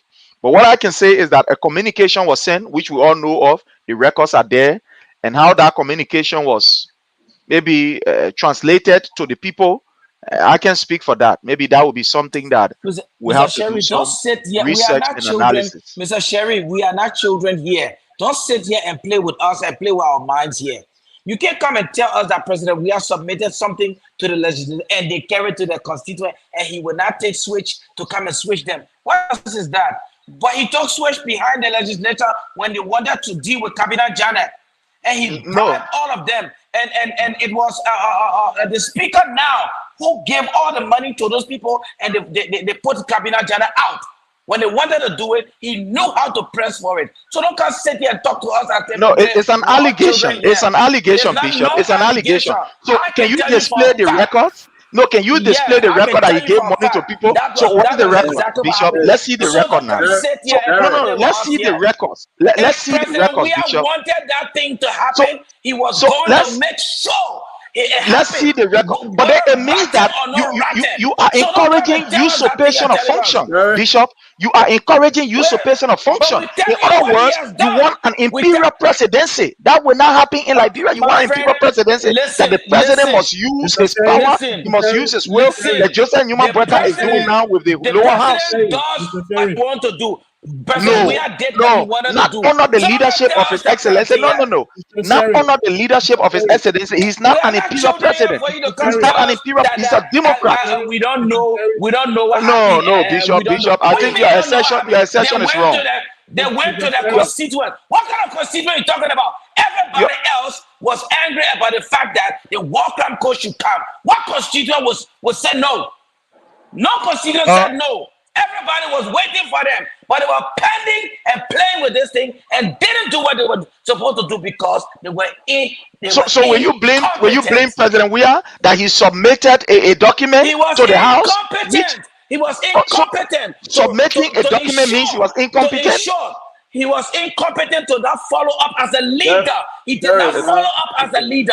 He did not do his job as a leader. He was supposed to follow up with the legislature and say, look, you guys talk to your consumer. What is happening now? What is going on? And he did not do it. He was incompetent. Thank you. Thank you very much. Let's hear from you, Mr. Weah. Well, I know I made it on. I love you guys. You see, like, it looks funny if one were to say, like, President Weah submitted document. He was the president. He had a podium to address the Liberian people. President Weah, the last time I checked, was one of the most popular president we ever had when he took power. He was beloved by the youth of the country. He had the power to change a lot of things that's happening in Liberia through a referendum or by just campaigning. But so to say that you wanted to do that, it didn't happen, I don't want to buy that, because I never saw any press conference. I never saw any that Weah never addressed people. Weah was popular, as I said. If Weah wanted real change, aside from the war crime that we're talking about, he would have achieved that because he had the support of the Liberian people. If anybody was to go against him, whether lawmaker, Weah can go in the constituency, he can campaign against that person. That alone will bring about change. That's how democracy works. The last time I checked, there are a lot of things that happened during Weah administration. He never even talked. He never spoke on issues that were happening, death, investment, all of these things. So I don't like for people to just to deceive our people. Why it is true that we are holding this government accountable, we expect them to do better. We should not bury what President Weah did wrong. So I wanted to say that. Thank you. One second. Before I go, like, I wanted to just show you guys. This was one of my stories when I was reporting for the Inquirer as a frontline reporter. I was just going through as someone they said, like, I want to go for. Sherry, you see how I was very young. You can look at me right there. I'm very young, yeah. You gotta put it up a little bit because like this? Yeah. We can see the picture now. See? Oh. Yeah, I got a lot of them, but I don't know what happened yet. So I used to take risks to go in the front line or the kind of stuff. So Liberia is for all Liberians. We should, you see, it is okay to support the president. It is okay to support anybody. But if that person does wrong, say it. Because Liberia is the only identity that we all have. We inherit it, we're going to leave it. So we need to leave a better Liberia for the people that are coming after us. But we cannot continue to do the thing we've been doing and expect a better change to come about. I just wanted to say that. You can support President Weah, you can support Bouaka, you can support whoever. But Liberia first. Thank you, guys. Thank you. Just to stay on that note, I want us to move to another conversation, but I have a question for Mr. Sheriff. And before I ask that question, though, when we get behind these microphones, get in front of our cameras, there's one thing we got to keep in mind. To be fair, not just to whatever political agenda we are trying to push, we need to be fair to our audience. We need to be fair to the Liberian people, because some people, believe it or not, depend on this as a form of education. The reason I'm saying that, Mr. Sheriff, is because you just posted a link in the comment, and that says, President, we are seeking legislature's advice. And we all know about that development. Now, earlier you criticized the current administration and the steps the current administration is taking to bring the War Economic Crimes Court to Liberia. But here's the thing, my question to you. You have all of these suggestions on how you think they should go about doing this.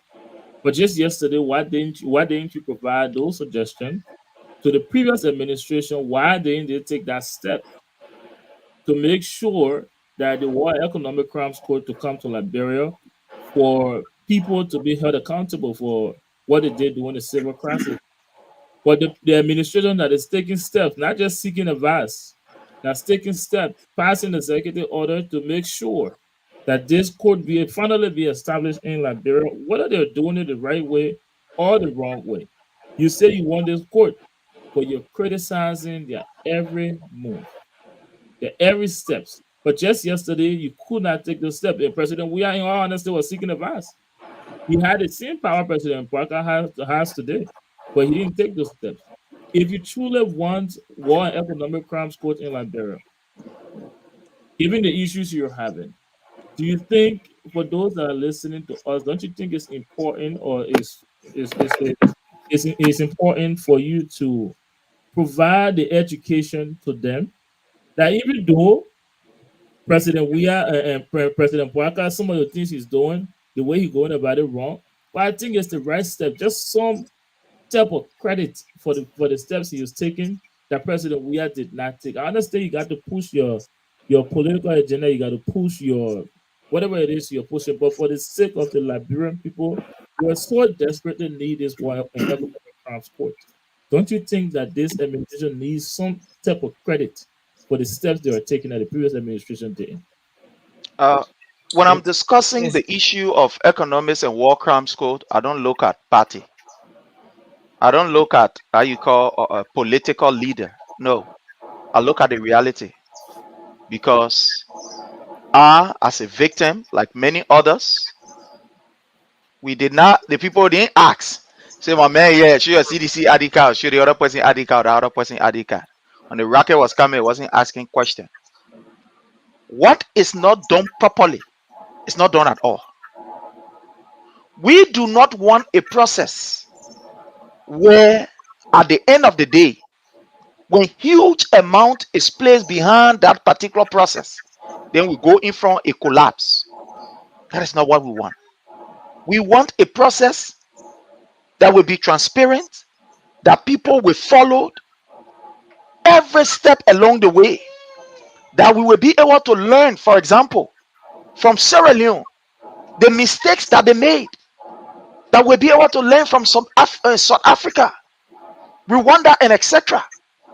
But now what we expect is that we should have people, experts, Liberians, whether be lawyers or whoever, that should be in those countries, studying those people, steps, whether be in South Africa, Sierra Leone, or whatever, so that we can be able to learn from them. This is not a horror thing, like you said, even though, but anyway, let President know what is not done at all, or what is not done properly is not done at all. That's what I believe. So Thank we you. can come here and say, well, even though they want to do it like they didn't do it like they were, and they try. No, and I ain't nothing. And they try. If we want to do, let's do it. That's exactly what is happening, Mr. Derek. That's exactly what is happening. Because when President Weah submitted that thing, you should have been the one going on the T and say, look, the thing is still with the constituent. It's not out yet. Let's push this thing so that it can happen. But you didn't do it. Y'all kept quiet on the whole thing. Then you are now telling us today that it was with the constituent. It is appalling. Let's hear from Mr. John Winking. I think it's laughable when you talk about constituent, when you talk about constituents when it comes to the war crime. It is unfortunate that most of the children in Liberia now, they never suffered what we did in Liberia. It was very critical. We are knew it too, because they were the guys here in James that were the most popular guys those days when we were in Liberia there for footballing. And we knew what happened. He played a role when the UN named him as an ambassador. to help bring peace to Liberia. So we are new people who died. So it is not a question. It was not a question of, but it was something that you needed to talk about. That look, Liberians, this is what we need, because that's the only way we can have a good Liberia. That's the only way we can really renew our country. That's the only way, how to say, to identify our identity, because we are all Liberians.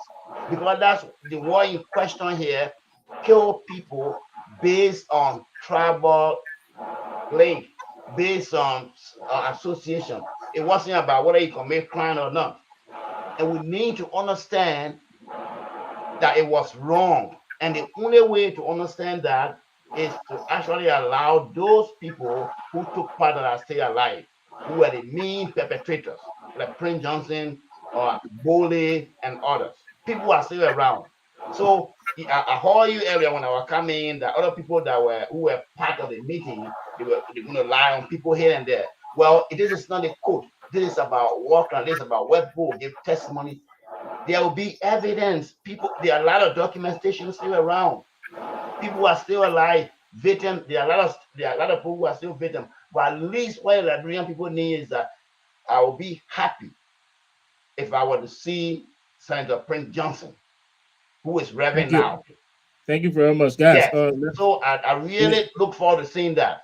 We should love our country first before any alliances. Whether you like the process or not, we need to start something to bring a closure to the victims of the war. Thank you very much, Mr. Bola. You got something to say? Yeah, I just wanted to stress a point here. First and foremost, Mr. Weir didn't have the willpower to bring about anything called war crime in Liberia. He didn't need to seek advice of the legislature. He had his legal advisor, he had his legal counsel. He was sent a bill to the House. They didn't say, hey, this is what I want to do. Let it call say, no, it's not feasible. He did not do that. So Brother Sherry should not play around here with things that he knows that didn't happen. Because we have never had a willpower. And he made that several speech around that, oh, I don't want to bring the war crime code in Liberia. We know, George, we are not ready for war economic crime code. And let us applaud President Boakai for having the willpower to take the bold step to create this code that I've been waiting for years. Whatever way it is, we understand that he has the willpower and willing to do what the Liberian people have been crying for. And let's see the outcome of this war crime, economic crime code so that we can settle it in one for all. Brother Sharif? Thank you very much, Mr. Boda. Guys, let's take our last break. When we come back, I want to go back to your initial point or here on the show about the LTA clampdown on the media. And then I'll give you guys some time to talk about it, and then I will take your closing. But first, let's take our last break.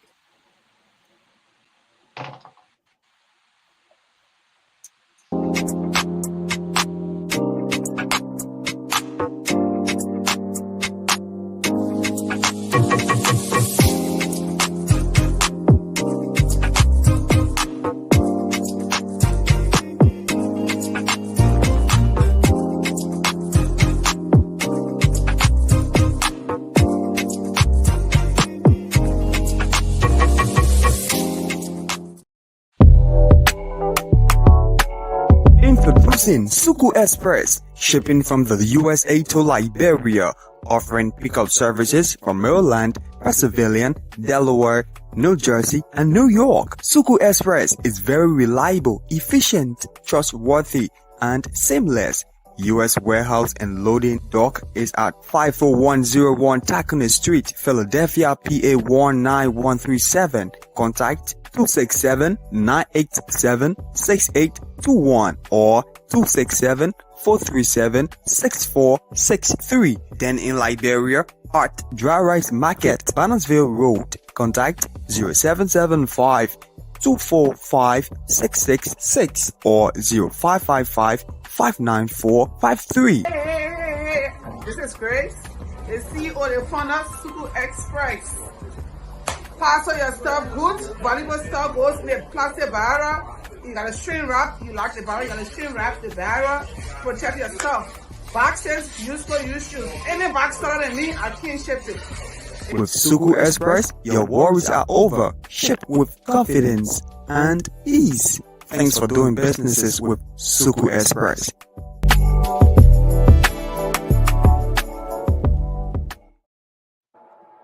Welcome back, ladies and gentlemen. We're at the very end of episode 4 of season 6 of the Hard Zone. And guys, thank you for your contribution tonight. Just one last conversation, and then we will take your closing remark from you, and then draw the curtain to this podcast. We have a picture of it, the list of media institutions that the LT is clamping down on the blacklist. I'll put that, my producer will put that up, and then I will take you guys' opinion on that very quickly. So, because we're running out of time. So again, while we're getting the picture up, Mr. Weah, talk to us about this media clampdown, the list of media institutions that this administration is coming down hard on. What do you make of this development?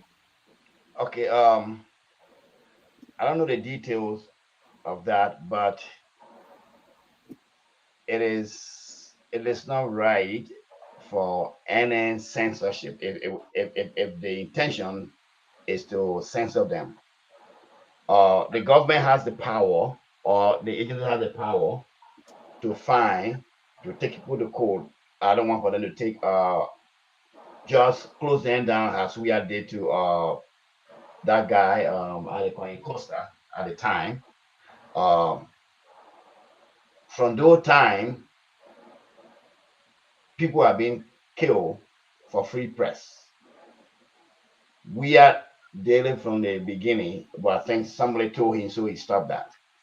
But so Bouakai being around for a long time, so this media institution, they are also responsible to pay all the taxes to operate in Liberia. Now, if they are not paying taxes, then the appropriate agency of government should take what is required, either to revoke legal action, but it should not be political. It should not be because they are anti-government. It should not be. So whatever is responsible, for example, if any of them or any of them never renew their license, that should be said to the Liberian people. Transparency is key in the entire process. That's my position for now. Thank you very much. And can we have that picture back up, because it says on Lessons radio station in Montserrat County. And again, just to, let me take the other panelist position first before I ask my question. Let's hear from you, Bishop Reeves. Wait, I don't see LRT on that list. Do you see us? I'm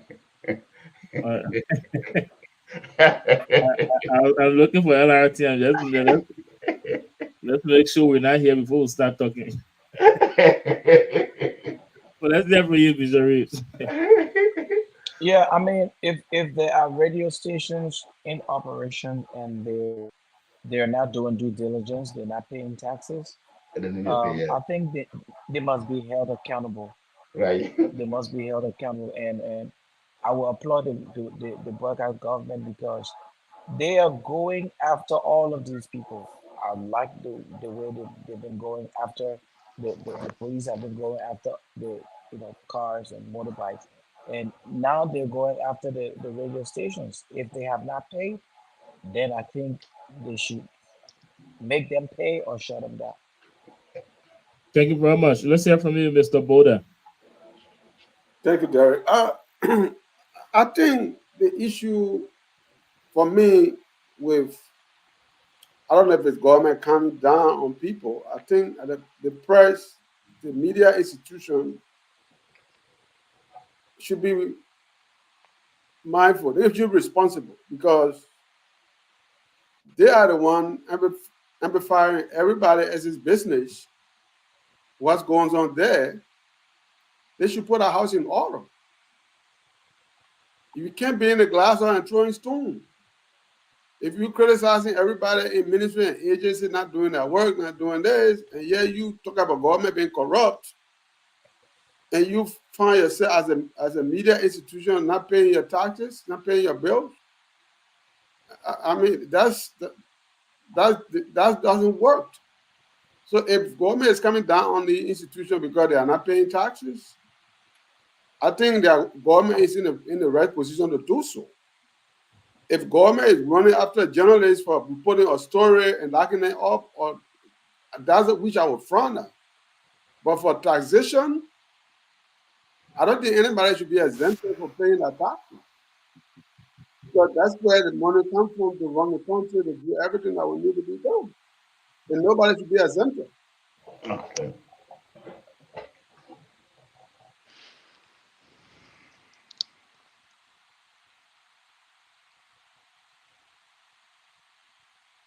It took late tomorrow. We have Bishop want to relax. Derek, you're muted. I'm sorry. Let's hear from you, Mr. Sheriff. Yeah. I have a question for you, Bishop Reese. Yes, sir. The first thing is, my brother, we saw what happened at the LTA, which is a major and a serious concern. Before this communication, you know that the LTA people that were there, they were all tenure, they had a tenure position. We saw what happened when the Boyka-led administration went there and just wanted to do things in a very unorthodox way. These people went to the Supreme Court, and the Supreme Court told Joseph Newman Boyka, the president, that, look, you got to hold on and do what is right. What we saw happening, he went back, suspended all of them, and brought in people, according to him, to just hold ye. In our Liberian way, we say to just be there, ye, be acting, to just hold it. Look, my brother, when government start to proceed in this way, then you must know that they are about to shut down the media. For him to disrespect the court that told him that, look, Mr. Boyka, hold on, go through the legal process. This is not how you can do it. And you disrespected the court. Today, what we are seeing is just a clear example to tell you that, look, this government is not interested in any media institution critiquing its function or its work. It's just an example. Today, what we are seeing, for example, just look quite recently, the amount of press people that have been brutalized by this particular government. In Lofa, for example, you get the video. In Lofa, for example, there were journalists that were brutalized. For example, look, their own station, Spoon. You know how journalists there were brutalized of recent. You know these things. I need not to say it. Mr. Sheriff, I'm sorry to interrupt. Fox News. But if do you think media institutions should be shut down if they're not paying taxes and if they don't have the proper license or documents? The first thing is, I see this particular communication to be an allegation. We've not heard from those various media institutions. Have we heard from them? I'm saying if the LTA found out that those media institutions are not paying their taxes and don't have the proper document, do you think it will be a witch hunt if they shut them down?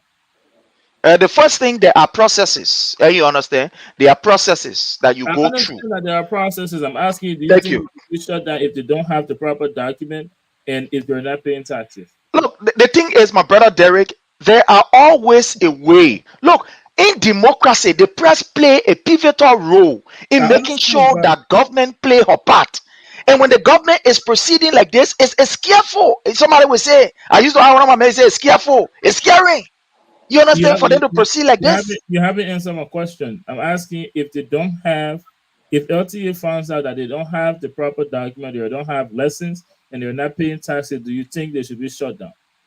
I don't believe that any credible, reliable institution, especially the media, will want to engage in such that will be operating without paying, their regular, whatever the fees is. Remember which. I'm glad you said that. I'm glad you said that you don't believe that it will be operating that way. My question is, do you think that if they are operating that way, they should be shut down and it will not be a witch hunt? No, the thing is, the people already started wish hunt. We saw what happened. They've already started the wish hunt. We saw what happened. They started the wish hunt. But the first thing, removing people who were there, those who have tenure position, you move them from there. That's the first thing. So this is not this. We already seen the signs of witch hunt, my brother. Derek, we seen the signs. The people were there. They moved these people from there. We are seeing the Derek, signs. I think what Mr. Sheriff is saying is that President Boakai took this thing from George Weah playbook, because George Weah was the one who started taking people for their tenure positions, and the court told George Weah to go back to status quo ante, and he continued to take people from their new position. That's what President Weah did. So, no. Your allegation is wrong. It's not an allegation. There was Martin Colley, listen, Martin Colley from the Liberian National Lotteries. You know the Liberian National Lotteries is under the office of the vice president. And I sat in many of those investigations, okay, between our administration and along with the Martin Colley and his people, and the people that Nathaniel McGill sent there to take over from Martin Colley. That thing went to the courts, and the courts told the president it must go to status quo ante, and they did not listen to the courts, and they removed Martin. Martin is sitting right there in Texas today. No, we don't. Those incompetent people there, and they were running the thing. So we don't want to go. You see, this is unfortunate that whenever we point out ill in this government, then you go to where Charlie Kintan and Gabriel. We're talking about the past regime. So we are not talking about the past regime. We are talking about what you are doing now. Look at what is happening now. For me, I will not want to dignify what happened yesterday during Charlie Kintan. No, let's talk on what is happening now. So we are seeing what is happening now as I speak. So is there anything you can tell us, Mr. Sherry, that Mr. Weah did not proceed properly? Do you agree that he did not proceed properly back then when it comes to the tenure position? Do you agree that he did not proceed properly? What Weah presidency and his government has to do with a 42-year man experience? No, but the thing is not agree thing. It's not agree. Do you agree that Weah did not proceed properly? We are not talking about the Weah regime. Do you agree? Yes or no? Do you agree that Weah did not proceed properly? Yes, why would I say that he did? In which one the area that he did not proceed properly? In which area? With the tenure position and Martin Colley, Liberian National Lotteries. It's an allegation. As far as you are concerned, the courts. Because the courts are there. The courts are there to be able to call people to order. You understand? The courts are there. So I believe that whatever legally. So basically, whatever should have been done legally to make sure that our brother Martin, can be able to have a fun time, it was done. The court said it must go back to status quo ante, and the president ignored it. No, whatever that was done legally, I believe our brother Martin, went through the legal process, and the legal process was respected.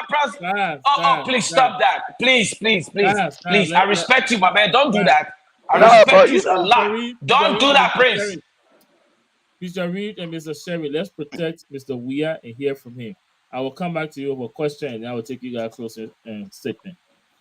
Mr. Weah. So here is it, guys.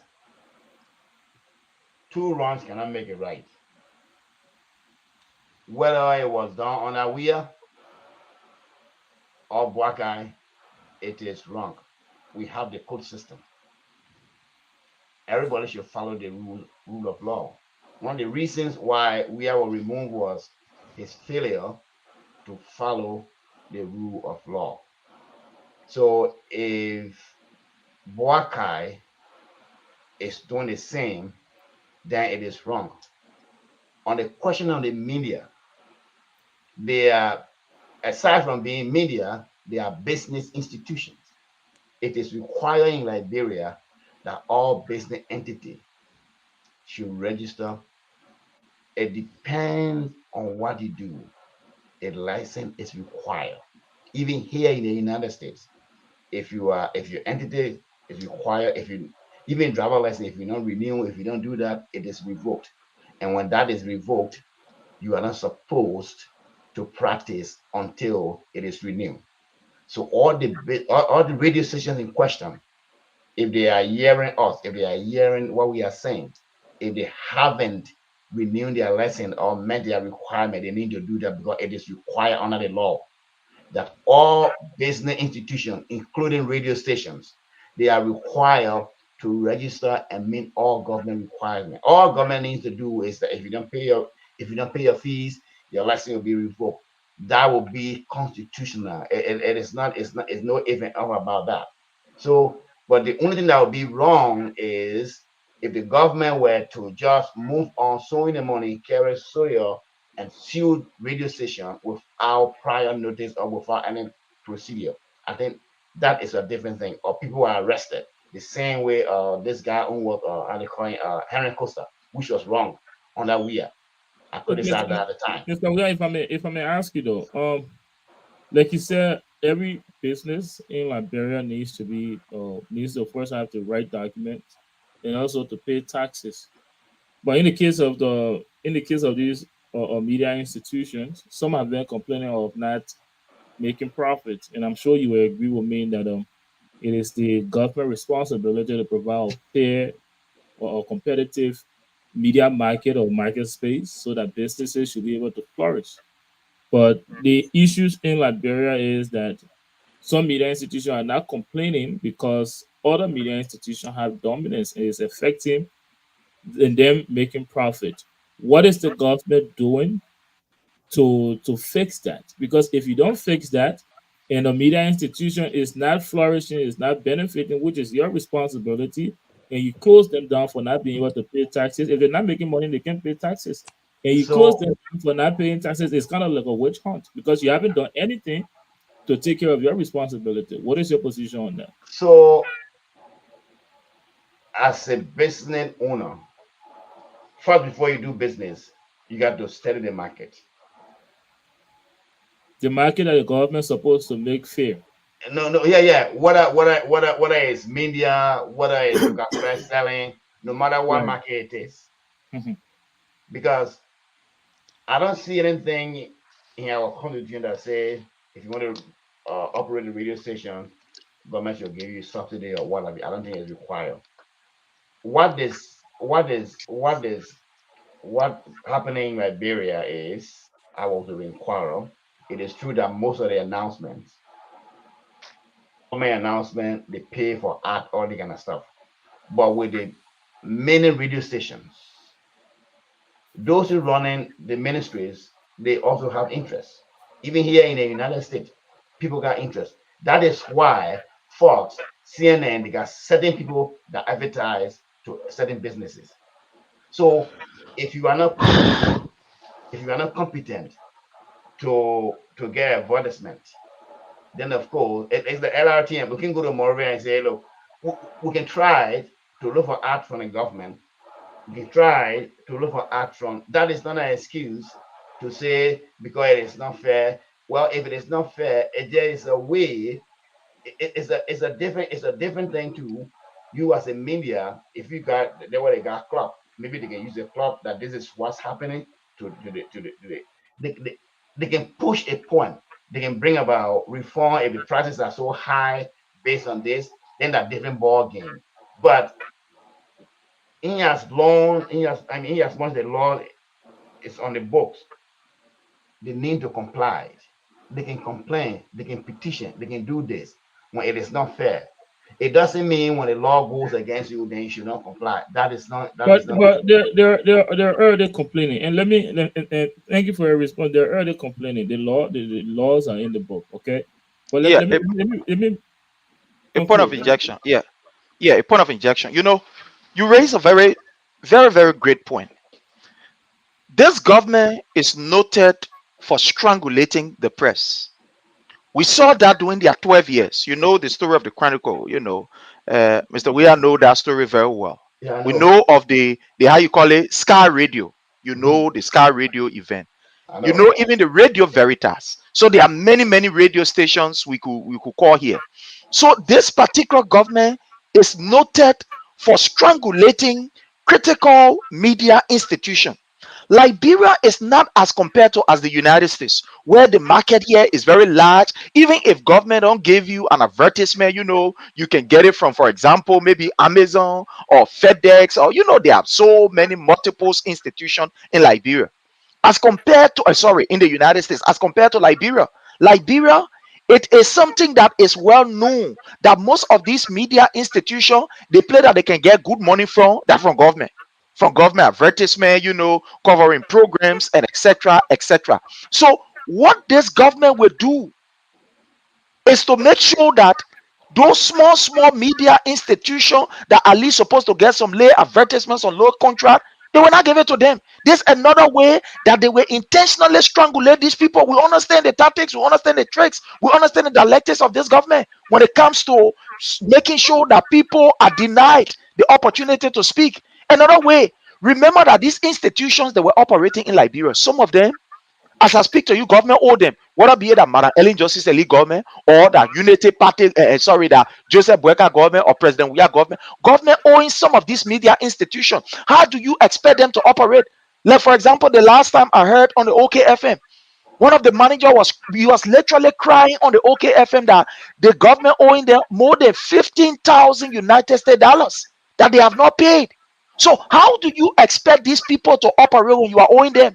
If big institution like, for example, OKFM government owing them 15,000, they own show crying. How much more than people like Banner FN, small FN? What do you think will happen to them? So look, this government should stop witch hunting the media. In fact, any government that is democratically responsible should be the one to even promote what we call the media institution, so as to be able to promote what we call fairness, check and balance in the democratic space, because you know that the media is the watchdog for society. Why Thank they you. should people say there are 3 branches, but I say there are 4 branches of government, and the Thank you media very play much. a pivotal role. So we Thank you must very much. create an avenue where this institution can be able to at least flourish.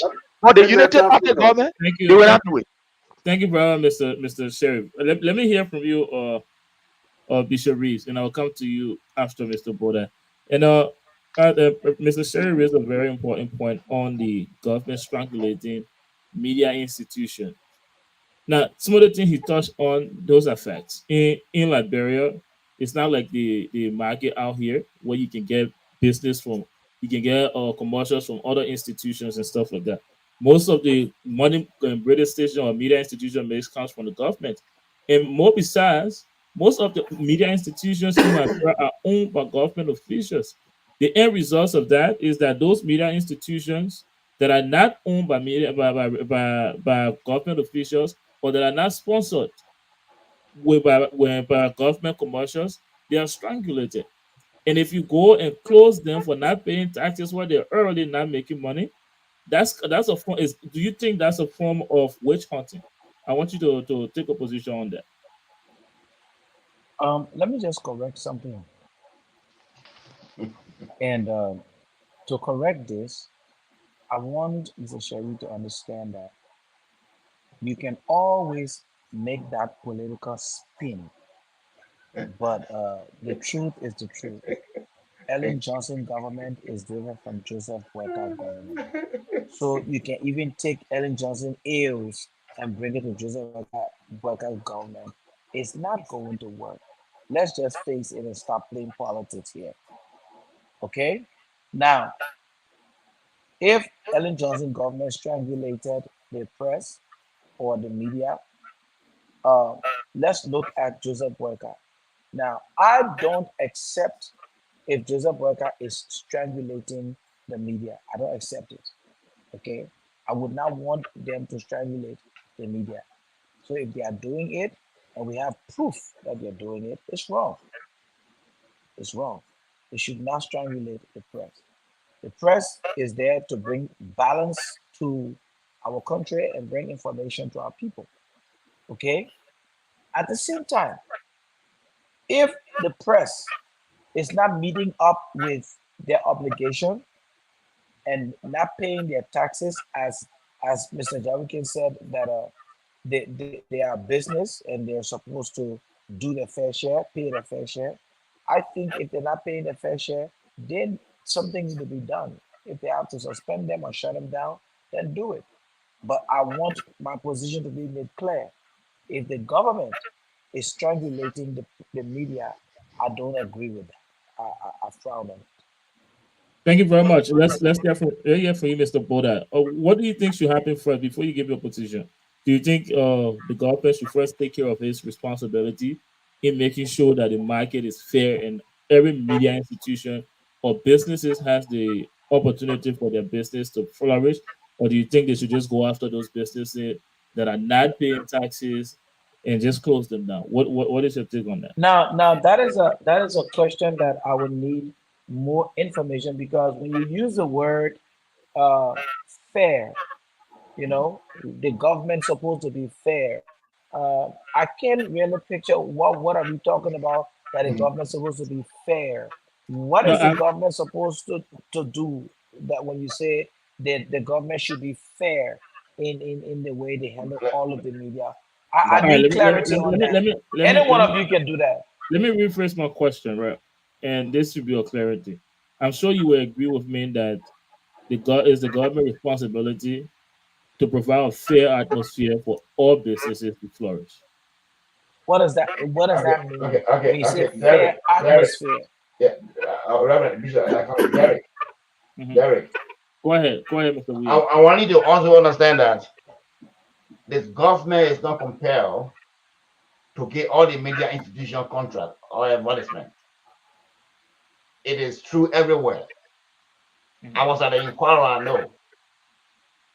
And this is where it is very important to establish credibility if you are a media entity. You got a lot of, aside from the government, you got a lot of, there are little business in Liberia, like the UN, for example. It was based on credibility. We got most of the advertisement from UN organizations, job, all that kind of stuff. But right now, there are a lot of proliferation of a lot of radio stations. And other thing again, that we in Liberia, we are so selfish. Everybody wants to have their own business. We don't want to even collaborate. I don't know how many radio stations in Liberia now. Everybody wants to have a radio station. Okay. Looking at what is going on, 3 radio stations can merge. 4, even 4. Because of what is going on in Liberia. Because Liberia, Monrovia is like Liberia. Everything goes on in Monrovia. That's one population, all businesses. If you have 200 radio stations, I don't know how many radio stations in Liberia right now, the government, and if you are information minister, you can't give all the advertisement to, you have interest. You got to look at the listeners. I mean, how many people listen to the radio station? How many people read a newspaper? What is credible? And based on the money you have. You can't say because they all register, so you give them ads. No, it will not work. It doesn't work that way. I'm not speaking for Boga government, but whoever is in power, if you control the government money, publicity, even if you run your own, the publicity has its own budget. If you have a limited budget to do advertisement, either on the radio, TV, or newspaper, you look for the one that have more audience that you target. So it is just fair. I don't know unless there is a real proof that these radio stations are being strangulated by the Boga government. I don't want to speak to that. But again, it is not realistic to expect the government of Liberia to give advertisement to all the radio stations, all the news support here and there. It's not possible. Yeah, to come in, my brother Derek, on this, as I'm listening to the various panelists speak on this issue, my people, let's put it away. Liberia is not like the advanced country. We all know the influence that government have even on those private institutions. I'll give an example because I have a friend that used to work at Star Radio, and Joseph Newman Boyka was the board chair of Star Radio. I stand to be corrected. Mr. Weah is here. He can be able to correct me. When Star Radio was reporting critical issues, they were actually dealing with some of these different business institutions. You know what happened? One of the sale men, a friend of mine, whose name I will not call, but he was in the sale office. The government went to some of these local businesses and say, look, you know what? Hey, I want to deal with Star Radio. We're critical. The people say they get reported and all what they reported, all kind of funny thing. We not deal with you. So we should not pretend like we don't know how our government can be able to, maneuver their way and manipulate the process and strangulate the press. Let's even agree that okay, the government is not supposed to give all of these institutions what we call contract. Let's for the sake of the argument, let's agree. But the government also have influence to say to companies that are dealing, whether be a local or some of these construction companies or whatever, to tell them, say, don't deal with this station here because this station is not going in line with all. It not talking what it's supposed to talk. My people, let's be fair. Let's be fair here. These things can happen, especially in Liberia that we know, and with the trend of event that is happening with the LTA. Look at what happened. You put a patrol owner there, a man who we all saw on EBC, they were playing pressure. You go put in there. I mean, a breaker list, a BAFTAs, a confirmed breaker list. Somebody who will not even say no. Oh, breaker, let's take our own time. They think that we should have the press to be able to check us, to be able to balance the whole democracy here that we're doing. You get into LTA, then you say they will not strangulate the press. My people, let's talk differently. The press finish. Freedom of press, let's bury it in there. You say rest in peace. Press freedom. Let's hear from you on this, and then we will take your closing and then call it a night. It's laughable to hear that people will use marketing as a political event now. Government being responsible to give you market.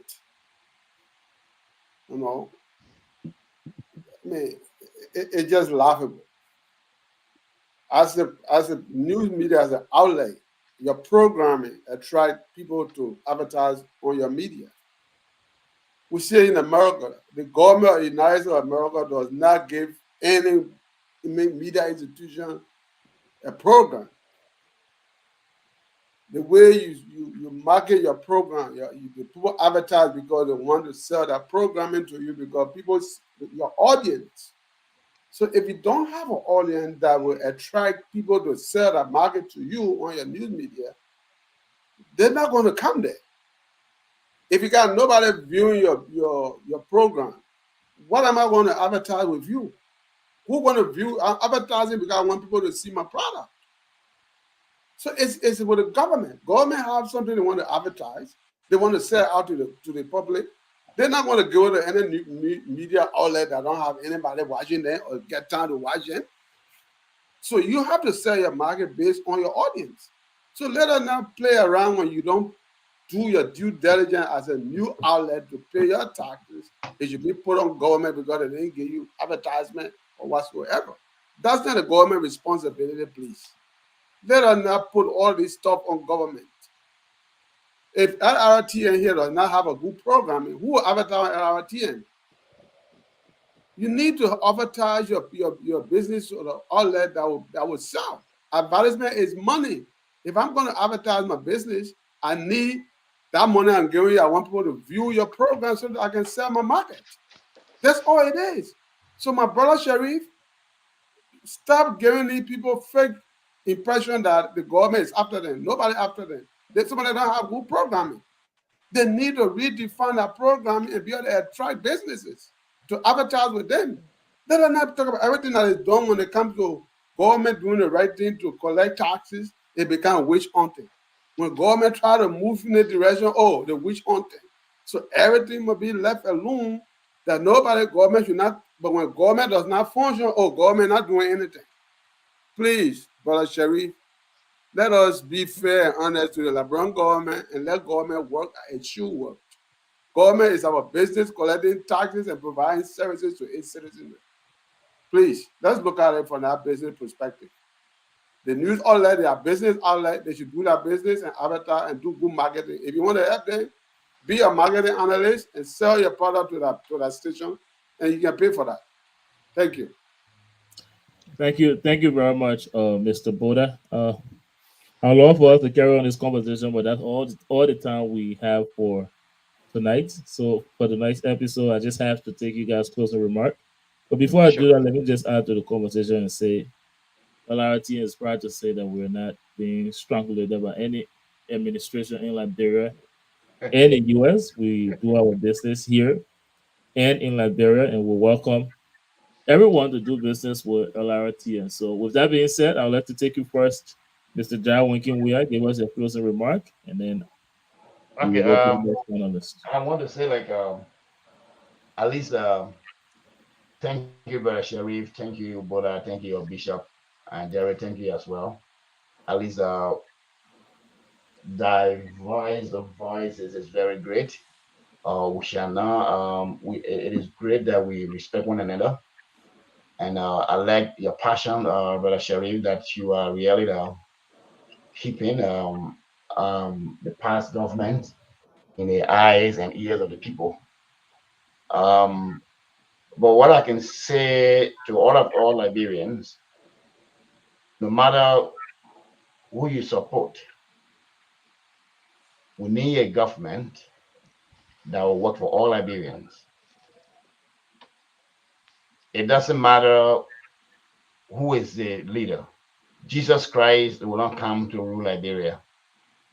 If we even put Jesus Christ in power, if we don't respect our country, if we don't put institutions in place to work for us, nothing going to work for us. So this government, I will encourage this government to put in place a structure that Liberian people will be able to understand where they are going. They should tell the Liberian people what is wrong and what they plan to fix. What is the timeline? What they should expect? It is what lacking. Liberian people deserve to know. And I will also say that just because President Weah do it, it doesn't make it right for you to do it. It's because President Weah did it wrong. That's why the Liberian people choose you to make it right. So I will encourage this government and its supporter, the Liberian people, elected it because they believe that they will do better than the previous government. Thank you. Thank you very much, Mr. Jai Winking Weir, for your contribution on this episode and your contribution here on the Horizon. Let's hear from you, Mr. Martin Boda. Give us your closing remark. Thank you. It was a great time with my fellow panelists here tonight. I enjoyed the conversation. I enjoyed the take. My advice to everyone else here in Liberia as a whole is let us respect business is business. Let us stop using government as a scapegoat. Some all have traveled around and see other places. And we see in the United States how things have been conducted. And most of the businesses in Liberia, some all was into business. And I understand there are communication that come from the very agency to the institution regarding their payments. And some all don't adhere to that. Even here, we get bill comes to us and we pretend that we didn't see that bill. And the same happen everywhere. And these institutions are very much aware of their bills and their obligation to government and society. So my advice to them is if you cannot meet up with your obligation, government is open to have a negotiation with you. Don't use it as a politics or me of saying, hey, they're running behind me. It goes to every businesses.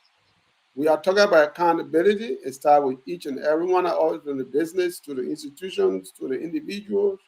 We are not exempted. So please, Liberians, home and abroad, let us do what is right. It begins with us and it ends with everybody. Thank you. And let us not blame one another, but let's do the right thing. If we all do the right thing, we'll have a better Liberia. That's my advice to all of us. Thank you. Thank you, Mr. Boda, for your contribution here tonight and on every other episode here on the Horizon. Let's hear from you now, Bishop Reeves. Well, it's always a pleasure and has always been a pleasure being on this show to express your views, your personal views. And I want to thank all of the panelists here for your tenacity to push, but my advice to all of us is that whatever we're defending, whatever we're encouraging, at the end of the day, let it be a defense or an encouragement that will build Liberia. We have been tearing our country down because of our personal gains and our political persuasions. It's not going to build Liberia. It's only going to tear Liberia down. 1979, 1980, the young generation during those times, even Sawyer, Bacchus, Matthew, Boema, Famile, all felt that Liberia was had a one-party state, state, and they wanted to change that, which was a very good idea to change it. But the method in which they used to change it did not build Liberia. It brought Liberia down. And when it did, Liberia kept going down and down and down. Every time there's a government, we don't like what that government is doing. Our method for coming to deal with that government has always been negative and has always brought Liberia down. So I want us to look at the trend. Look at Samuel Doe. Look at Charles Taylor. Look at Ellen Johnson. Look at George Weah. Look at Omer Boaka right now. There's one particular thing that is very prevalent in every one of those governments. As soon as it's something the Liberian people don't like, they're ready to start tearing things down. And tearing things down is not going to build the country up. So I want to appeal to us on this panel, this show, that as we give our encouragement and our defense, let us give it in a way that it will build the country up. Thank you. Thank you very much, Bishop Reed, always for your contribution on this show. Let's hear from you now, Prince Sheriff. And let me say thanks to the audience, and I want to say thanks to each and every one of us on the platform. You know, whenever I sit on this platform, sometimes inwardly I share tears. I miss a very, very critical and uncompromising voice in the Christian community. That is the Bishop, Marco Bakara Francis. A man who will not mince his words, who will look in the face of one of the most fierce leaders we ever had and say, this is how it's supposed to be. But today, what I'm seeing, I am seeing that the church has been compromised seriously. That their own deacon, they will not be able to talk to their own deacon when he is proceeding in error. That a deacon will give order and go all the way to Grand Cape Makati and massacre our people. But we have people in the Christian community, leaders that will sit down and will not be able to voice out these issues. It is of concern. I am afraid that today we are seeing tyranny rising up at the executive mansion, and the people we are depending on, man of God, people who are supposed to speak the heart and the mind of God, are quiet, and they are beating drum and dancing with somebody who said that they will dance with demon, they will eat with demon, they will do everything with demon. And the church that is supposed to be that moral institution that should speak against ills in society, the church is not speaking. I'm afraid. Today we are seeing death. Secret killings going around the place. Police brutality. Look at what happened at the University of Liberia. The only crime that these students committed few hours ago was to ask government to please open our school. We saw Joseph Numa Boeka giving order to Gregory Como that they should beat the student. In fact, they should beat them as if they were even rebels. But today on this platform, we have moral voices here that are supposed to be speaking against this ill. Yeah, the church is saying that the church is quiet. Where are we going? Where are the critical voices we used to have in the Christian community that will say, thus says the Lord, that you must work in the interest of the people? And today the church have been compromised. Where are we? Today we are seeing Joseph Numa Boeka and his chronics. Look at what is happening. Immorality have taken over the executive mansion. We have Mandela Cooper bringing, special one, whatever. Today we see how you call the Minister of State, Mr. Grace Pray, bringing people in, all kind of things. My people, what? My brother, I give up. The church is not speaking. The church is not. Look, Liberia must be redeemed, and if Liberia cannot be redeemed by the church, then who God going to use now? I don't know whether that is stone or whatever. Anyway, God said that He will use the stone. So we are the stone that He is using. It is unfortunate, but we want to believe, and we want to call on the Joseph Numa Boyka-led government that look, you must either lead or you leave. You will lead. If you cannot lead, you will leave. Because we have the democratic right. Look, it's enshrined in our constitution. All power is inherent in us, in the people. If you will continue to proceed by killing our people, by this kind of particular kleptocratic behavior and this kind of dictatorial way of ruling, if you will continue in this way, we can assure you that we expose our chest to the bullet to make sure that democracy is the hallmark of our Liberia. We will not allow you to lead Liberia as you will lead your house or you will lead your pantry. It will not be. Mr. Boyka, if you want peace, we are ready to work along with you to make sure that this peace is sustained. If you want war, we'll not work along with you with war, but we'll use the constitution to unseat you and to make sure that Liberia, the sanctity of democracy, that His Excellency President Dr. George Manneh, we are left. That Abdullah A. Kamara law that gave people the right to speak, today Joseph Numa Boyka is taking away it. Look at what is happening. And the church is not speaking. The church is silent. The church is lying in bed now with somebody who is dancing with the demon. The church is been compromised. And we will speak true to the church and make sure that religious leaders come back and say, thus says the Lord. Thank you for giving me the opportunity. And we hope to be here again, another time as we discuss issue. It's always a privilege to be in the midst of these distinguished people. Whenever we come here, we have the opportunity to learn because they bring a wealth of experience with the age and seeing so many government. So I really do appreciate it, and thank you so much for always and making sure that this can be open. We can have a civil interaction. To the audience, continue to follow this particular platform, recommend it, share it, and by so doing, we will get there, and we are getting there, as AB will always say. Thank you. Thank you very much, Mr. Prince Sharif, for your contribution here tonight on the show. And guys, thanks to all of you esteemed panelists for your contribution tonight, and to you viewers, thank you for always being here. Please come back next Thursday, same time, and we'll be here with another episode of The Horizon. But until then, we would like to draw the curtain to this episode, and we would like to wish you all a pleasant good night. Mr. Reeve, Liberia, enjoy Liberia, yeah.